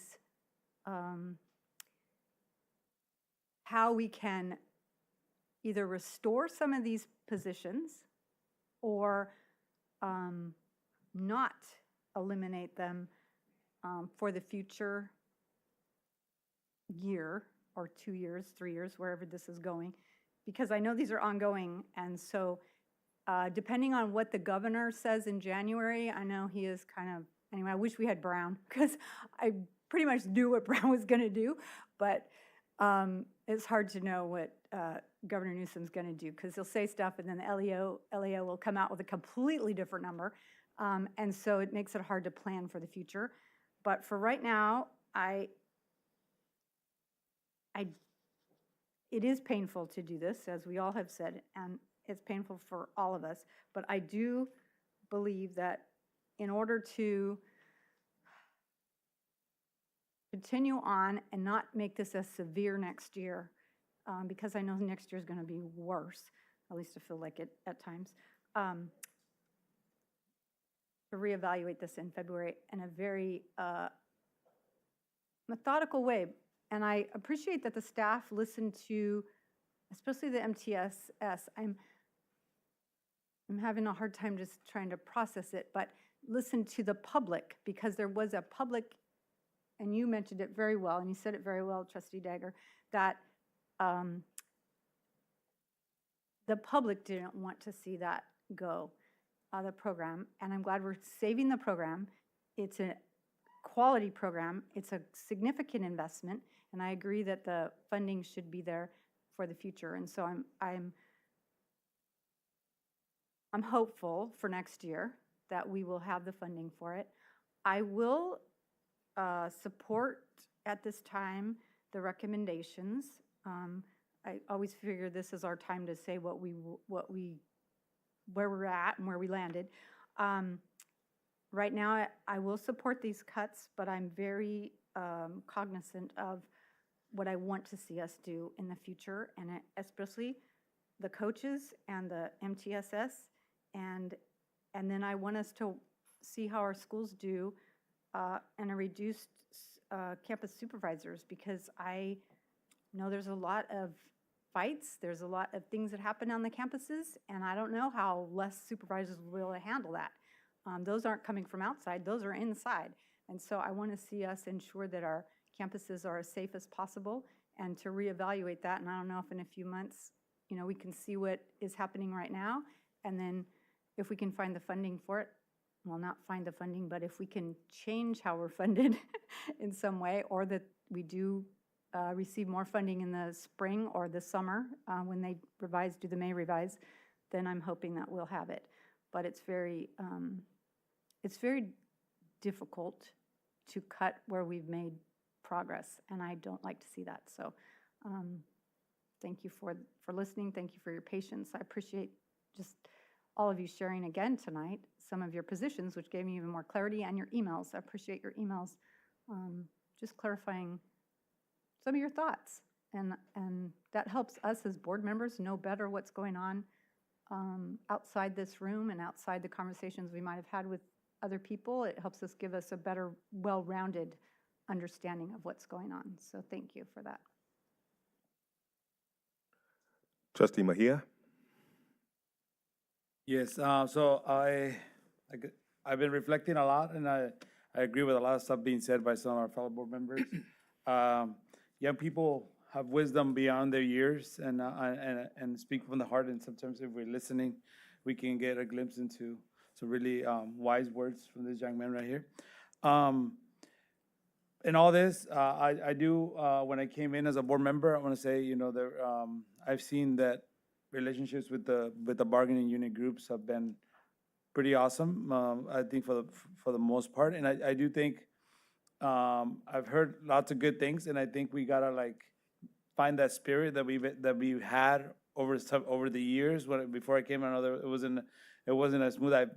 All the stuff I looked up, and when I was looking at board meetings before I became a board member, it was pretty wild. And I do think this is the time we have from here to February to really, if we have that spirit of getting together and talking and really, I think we need to do that. If we, we have celebrated in here many close how we agreed to stuff, and we have even done 2 years. And how come we can't embody that spirit and kind of sit down and really in the next few months look deeper and really be honest, so there could be this trust because we are gonna, at least I think we're gonna be in it for the long haul for our kids. If we are looking, we're in it for the long haul. So we need to really, because really, if we are saying we have this relationship, let's foster that spirit and go back and sit down and talk about it and really have a deep thing. So that's one of the things in my heart that I wanted to say. The other thing, with those programs, I agree, some of these programs are awesome, but also my biggest question, and always I asked it, I know I want people to hear it. If people's jobs, it may not be the ideal job that you have, and I know, Mr. Hirsch, we always put him on the spot, like, are people gonna have opportunities that want them, someone's gonna get, positions are gonna get cut, and the hard decisions are made by leaders, and we also have to take responsibility when those happen. And no one's gonna be happy. There's some people that are gonna be happy regardless of the decision that we make. But I also wanna know that there's opportunities for those folks that are now gonna be kept in the position that they're in to have opportunities to serve our students with their experience and their capacity in another form. And that is, always when I'm sitting right here reflecting, are teachers still going to be able, and our parents, going to be able to serve our kids in a different capacity, even if it's not this one? That is important to me as a member, because out there, when we go and talk to parents, they want to know that they have like bodies, important people that have experience and know how to teach and do that in front of them at the end of the day. And that is, and I keep pushing that, I keep saying that. Are we gonna have these teachers or these paraprofessionals and certified people, are they gonna have an opportunity to be in front of kids in the future? They get cut through these programs. That is something that is in my heart, and if that's the case, I will support moving us forward as long as we are conscious of that with the first statement that I made. Thank you. Trustee Lopez. Thank you, President Irvin.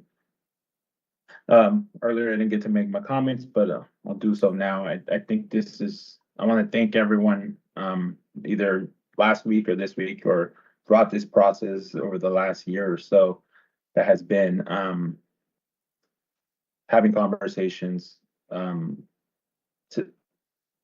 us and sharing them their lived experience from the classroom, from the view of a parent, to a view from a student, to a view from our district staff.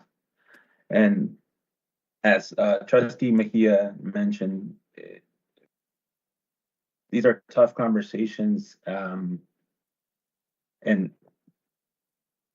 sometimes, and as he mentioned, not everyone's going to be satisfied with the outcome. Making this decision is tough, and I make it with the entrust that I was elected to. But things that do help me rest as we make this decision is that we have February and we have the next coming months in our tools to really have folks that are willing and able to be and help us as a district and help especially our students grow, be in positions where they can affect that change.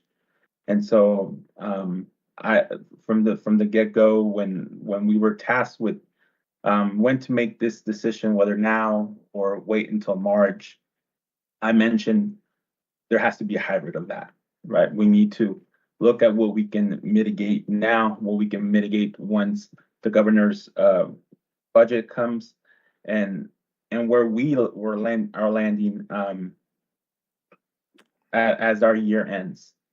I asked and I continue to ask of all our district as we continue in this manner, to have that in mind, that we're working constantly to mitigate, and I don't want to push or the conversation down the road, but it's more about having all the time available at our hands to safeguard programs in the current structure that have been working. Many times we are given opportunities And it turns out that, maybe we missed the mark. Sometimes it says that we need to invest more. Sometimes we'll know that we can invest a little bit less and get the same results. But when something is working and there's progress, the hope for me and the hope for, I believe, everyone around the table is that we can safeguard the current standards. So we can do that. That for me would be the next step. And so for myself, even when we're making this decision tonight, know that I'm looking towards next week, the following month, February and March, and then in the future to make sure that we're having the funding, or that we can find the funding. I know it's not as easy as finding, but I know that we have talented individuals around us that can create those opportunities as well. So I appreciate everyone's thoughtfulness, partnership in this, because that's important. That's what I mentioned before.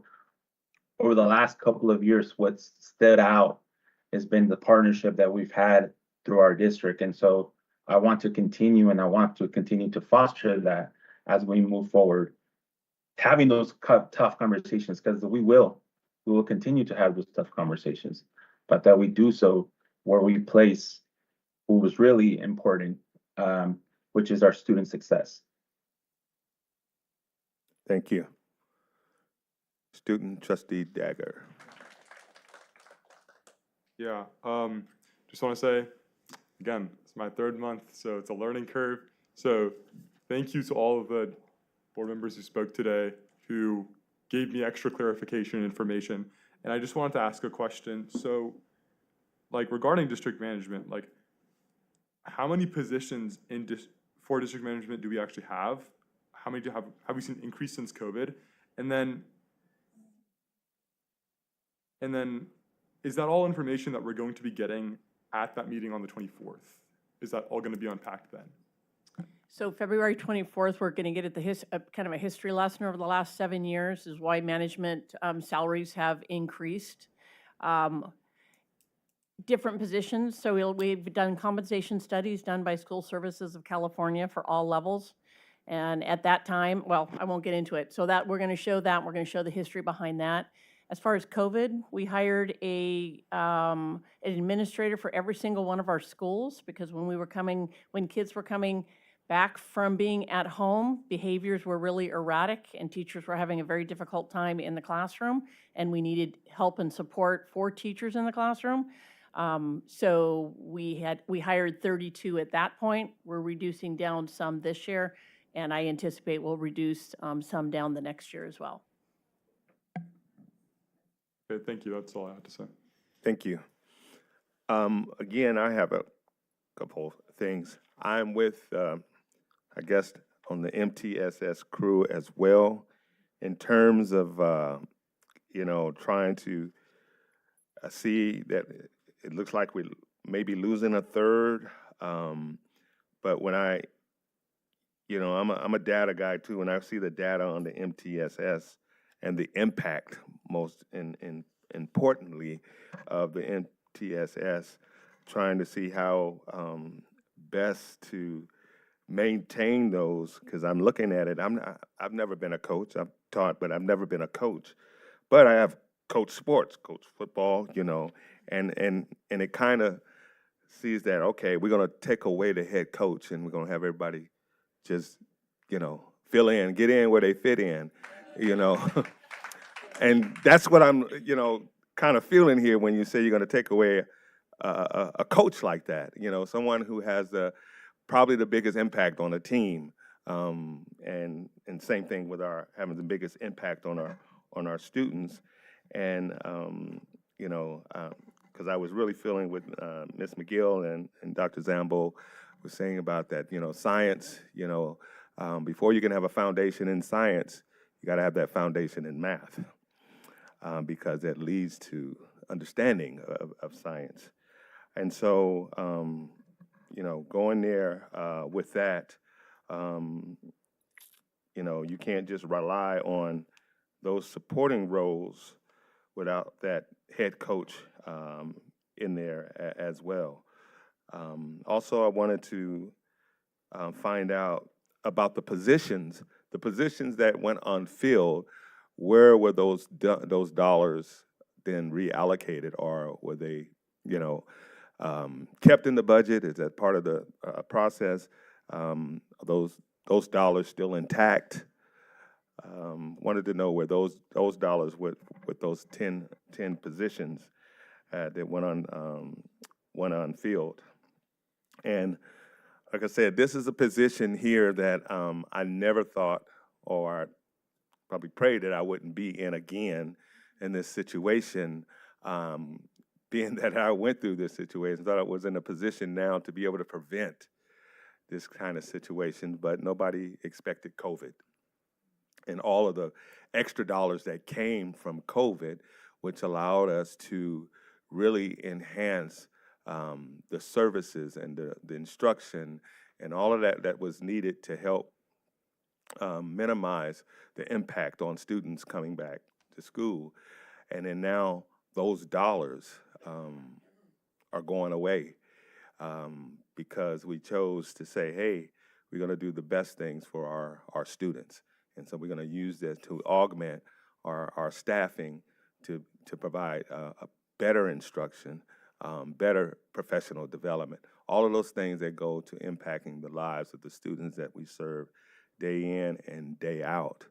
And now that money has sunset, and we have to make, tough decisions. So it's not like we're here and it's like, oh, we had all this money in it, but we didn't spend it right, or this, our budget, this wasn't a part of our original budget. This was the money that we were, I'm going to say gifted, and somebody's taking that gift back. And so, and here we are. Yeah, we got to make those tough decisions. But going back to what Trustee Mejia was saying, in terms of, positions, opportunities within the district, so we don't see 49 staff members lose jobs. Where are those, opportunities? We're not just talking about positions, but we're talking about people. I'm talking about other placements and other opportunities where we can, for lack of a better term, buy some time when they're in those other positions to where we get a better budget outlook, whether that be from the governors in January, or, I don't know, increased lottery funds. I mean, I just don't know, our grants.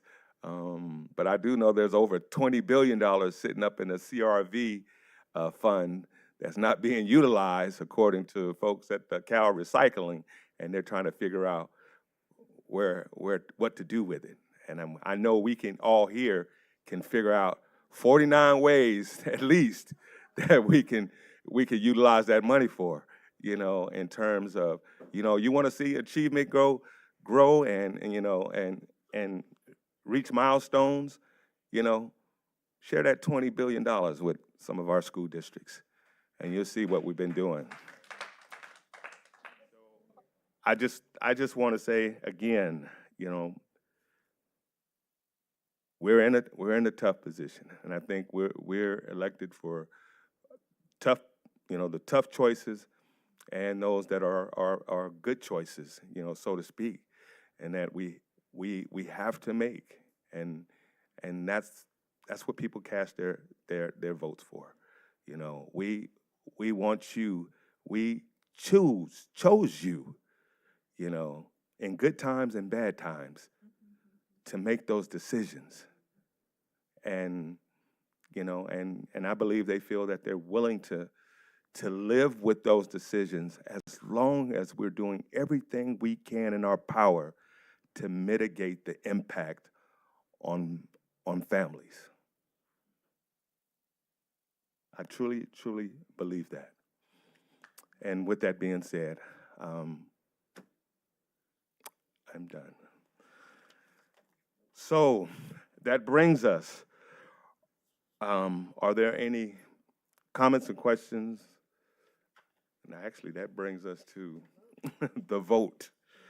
And so, Control that screen. yes, we have a speaker.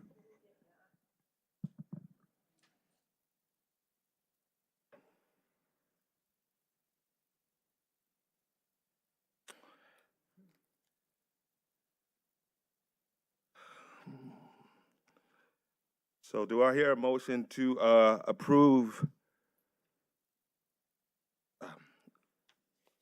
agenda item B4?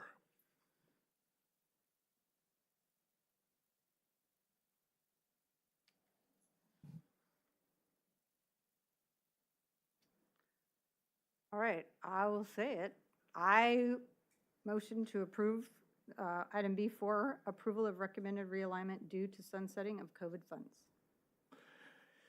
Do roll call. Yes. We need a second, No, we got though. a second. We got to get a second. Do I have a second?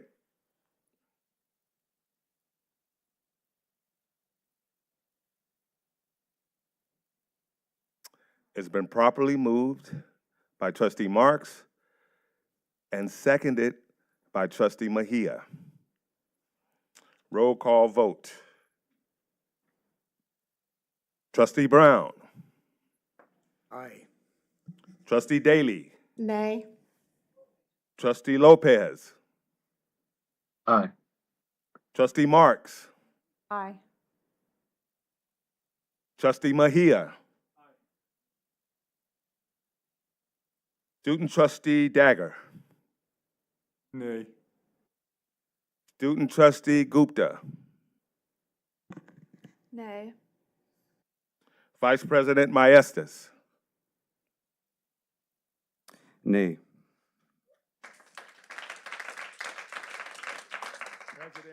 President Irvin, aye. 5 to 4. Motion carries.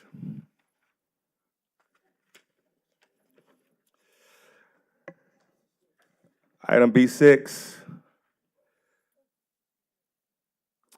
We will take a 5-minute break.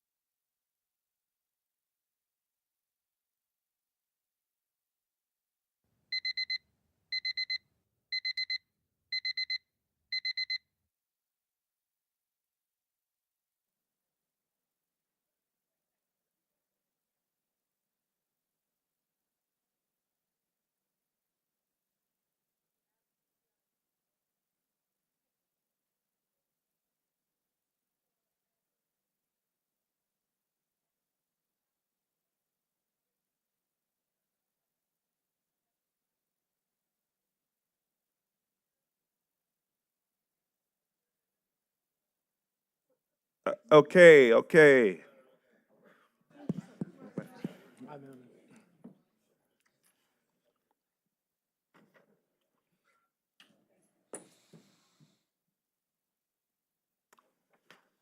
Okay, B6, approval of first reading of proposed revision of board policy BP 5030, student wellness. Associate Superintendent Mark Herbst. All right, well, good evening, Board President Irvin, trustees, Superintendent Noguchi, and my cabinet colleagues. Board Policy 5030 includes information on student wellness. This policy includes the requirements that basically make up our district's wellness plan.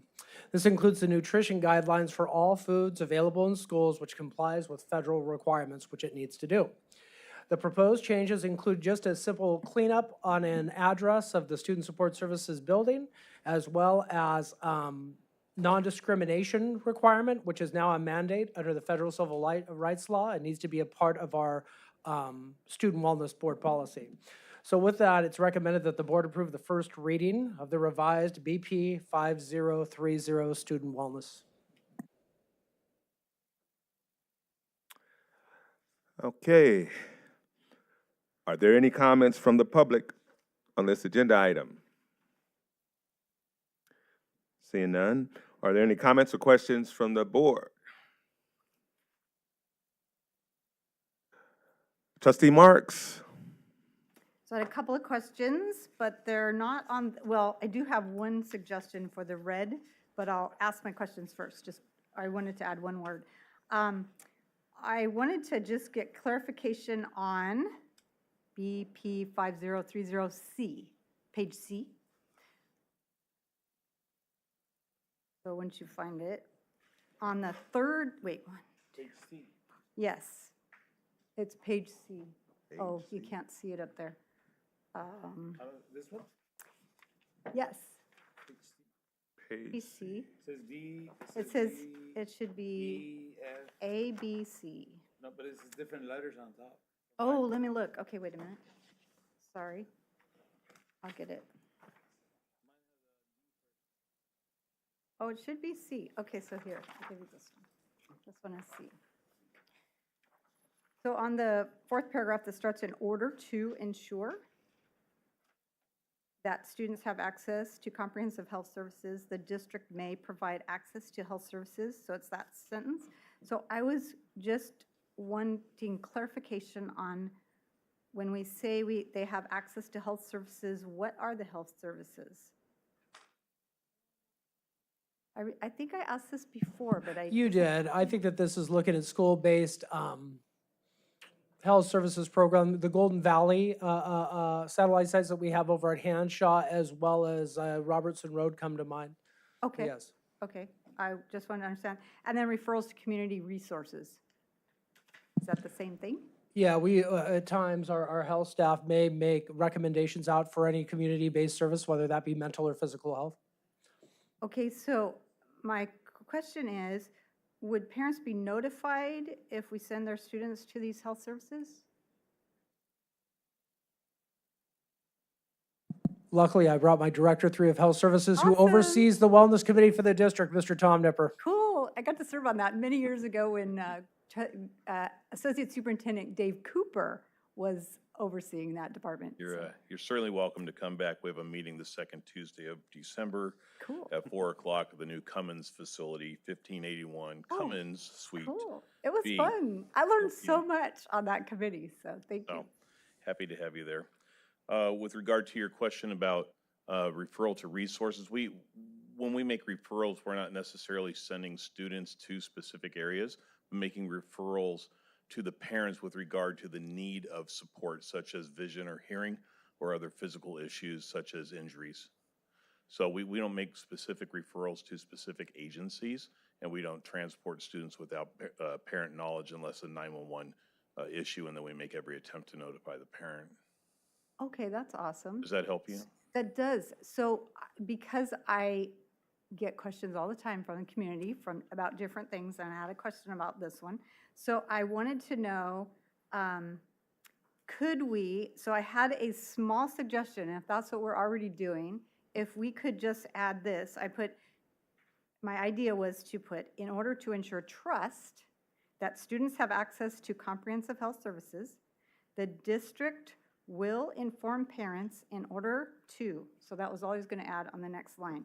So I just wanted to add, in order to provide, so we take out may, but in order to provide access to health services. So my suggestion for the board to consider is, in order to ensure trust and that students have access, so that was all, I just wanted to add the word trust there, and the word and then add after the district will inform parents in order to provide access to health services. So that was all I wanted to suggest, so that it goes along with, but it's clarifying that we are doing what you just told me we're doing, that we do inform the parents, and it was to inform the parents.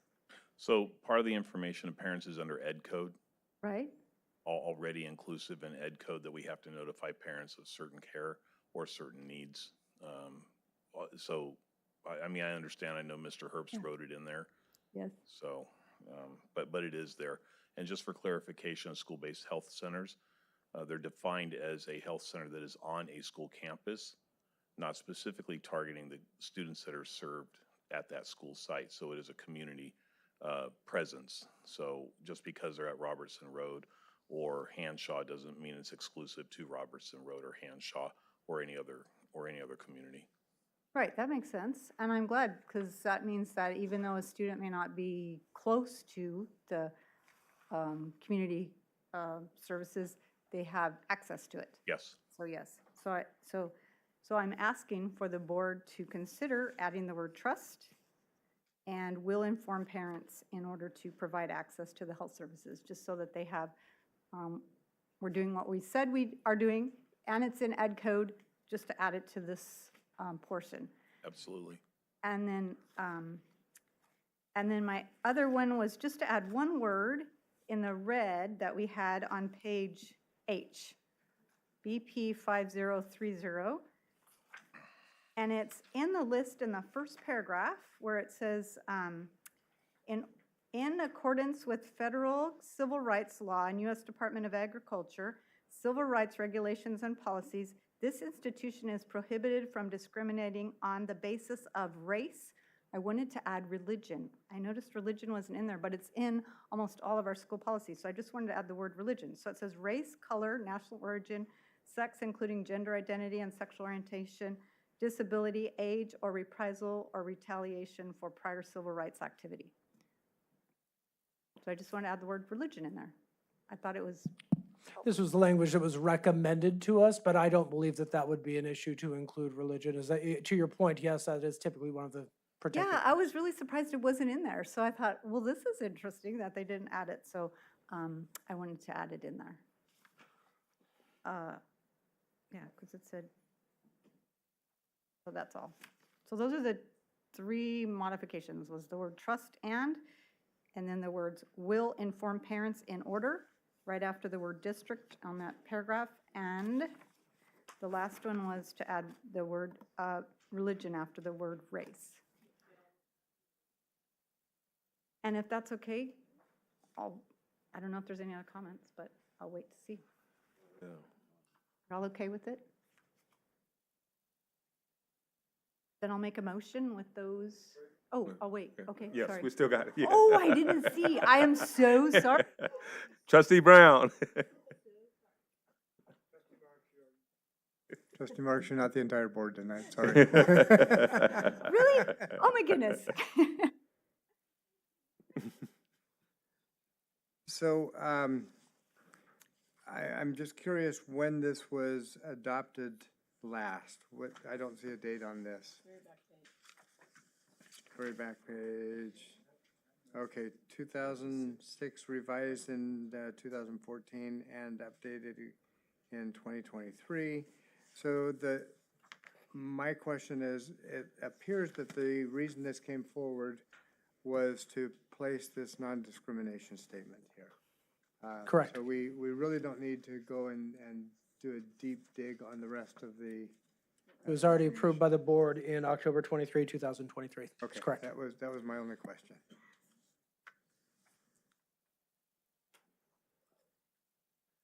Trustee Daly. I was gonna just go, but I figured I'd wait until you called on me. Thank you very much, President Irvin. So mine is specific to the non-discrimination statement. So this isn't necessarily the same non-discrimination statement that's in all of the rest of our board policies. Do we have them in the rest of our board policies? The ones that require it. In this particular case, Chris Atwell had met with somebody who came in to do the audit of the wellness policy, and they had said that a recent change was adding the federal non-discrimination language within that. Because like Trustee Marks pointed out, but I'm actually curious as to the reason that there are others that have been eliminated, because there's, okay, hang on. So race, color, national origin, religion, sex, gender identity, including gender expression, sexual identity, disability. Obviously, we don't need to have marital status in there. But family and parental status, in my opinion, needs to be there, because then it's the unhoused kids, it's the kids in foster care, the kids with single moms, and then also incomes. And this is from the USDA website where I'm getting the Civil Rights Mission statement. I just looked it up that way to see. So the last one is income derived from public assistance programs, political beliefs. I don't think that the reprisal or retaliation for prior civil rights activities needs to be included on there. But there are a couple, like the income derived from public assistance. I think we should have that in the school non-discrimination policy. And the parent component, family/parental status. So specifically, what are you recommending for language change? It's just going along the lines of what they. So what we would need is reading through this and specifically saying the words that you're asking for. So it's added so religion typically looks like goes after national origin, and then sex, gender identity, so all of that's there, sexual orientation, disability, family / and so right at the end of age, so family/parental status, income derived by public assistance programs, and political beliefs.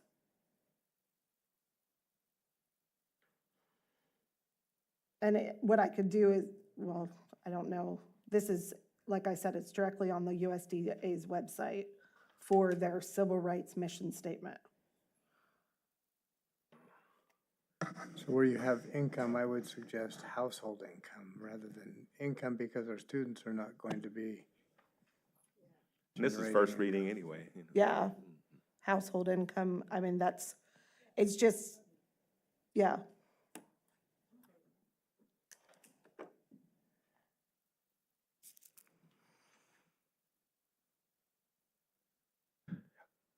Okay, you good? Okay.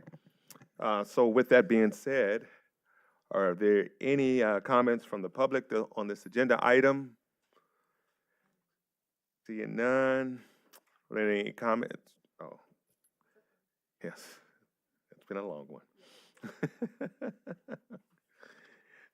Do I hear a motion to approve with the additions of the religion, trust, and including family income? I write it down. Family/parental status, household income, and political beliefs. And political beliefs. And then we'll inform parents in order to. Yep. Oh, and inform parents. So I make a motion. So we got all that? Oh. Trustee, President Irvin. Okay. You could have just slapped me on the neck, Trustee Lopez. So that's it. Trustee Lopez. Yeah, I just wanted a clarification. What are the changes that proposed? And then I heard Trustee Brown mention I would say in opposition, but I don't know if he wanted to clarify what his recommendation was. So my recommendation was just to add the word household to income, and that has been Okay, included in the change. perfect. So if we can just get a recap of all the changes and. Because I think Associate I could take a Superintendent shot next. at it. Worst case, as a first reading, I will go back and review the board tape just in case I got it wrong or if we want to clarify it now. But basically, trustee Marks had included in order to ensure trust and that students have access to comprehensive health services. Want to make sure I got that right. And then trustee Daly, after age, had just, oh, Wait, but then also, after health services, the district will Notify. inform parents in order to provide. So it's will, right after, it's on the same page, just on the I same. would say notify because inform, Oh, that could okay, be after the notify. fact. I like that. Okay, notify, that's good.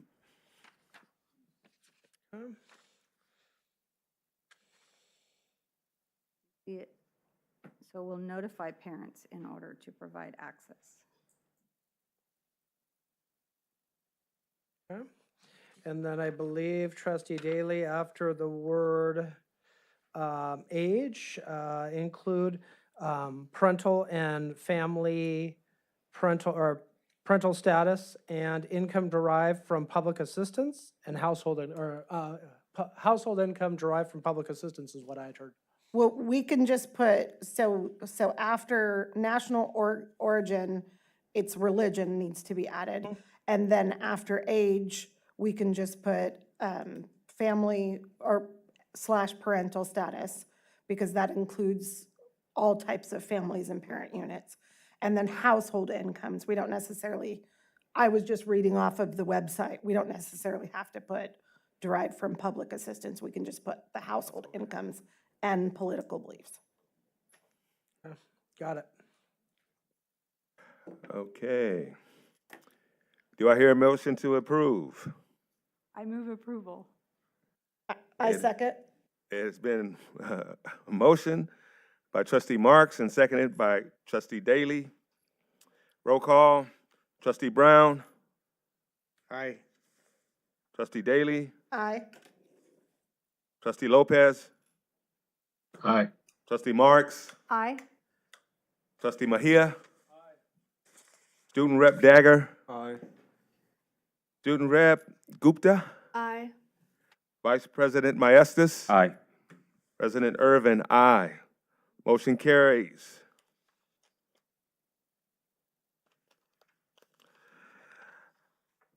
Item G6, items to be placed on future Board of Education agendas. Does anyone have any items to be placed on the future board agenda? Seeing none, do I hear a motion to adjourn? I motion. It's been properly moved by trustee Daly and second by trustee Mejia. Roll call, trustee Brown, Aye. trustee Daly, Aye. trustee Lopez, Aye. trustee Marks, Aye. trustee Mejia, student rep Dagger, Aye. student rep Gupta, Aye. vice president Maestas, Aye. President Irvin, aye. Motion, meeting adjourned.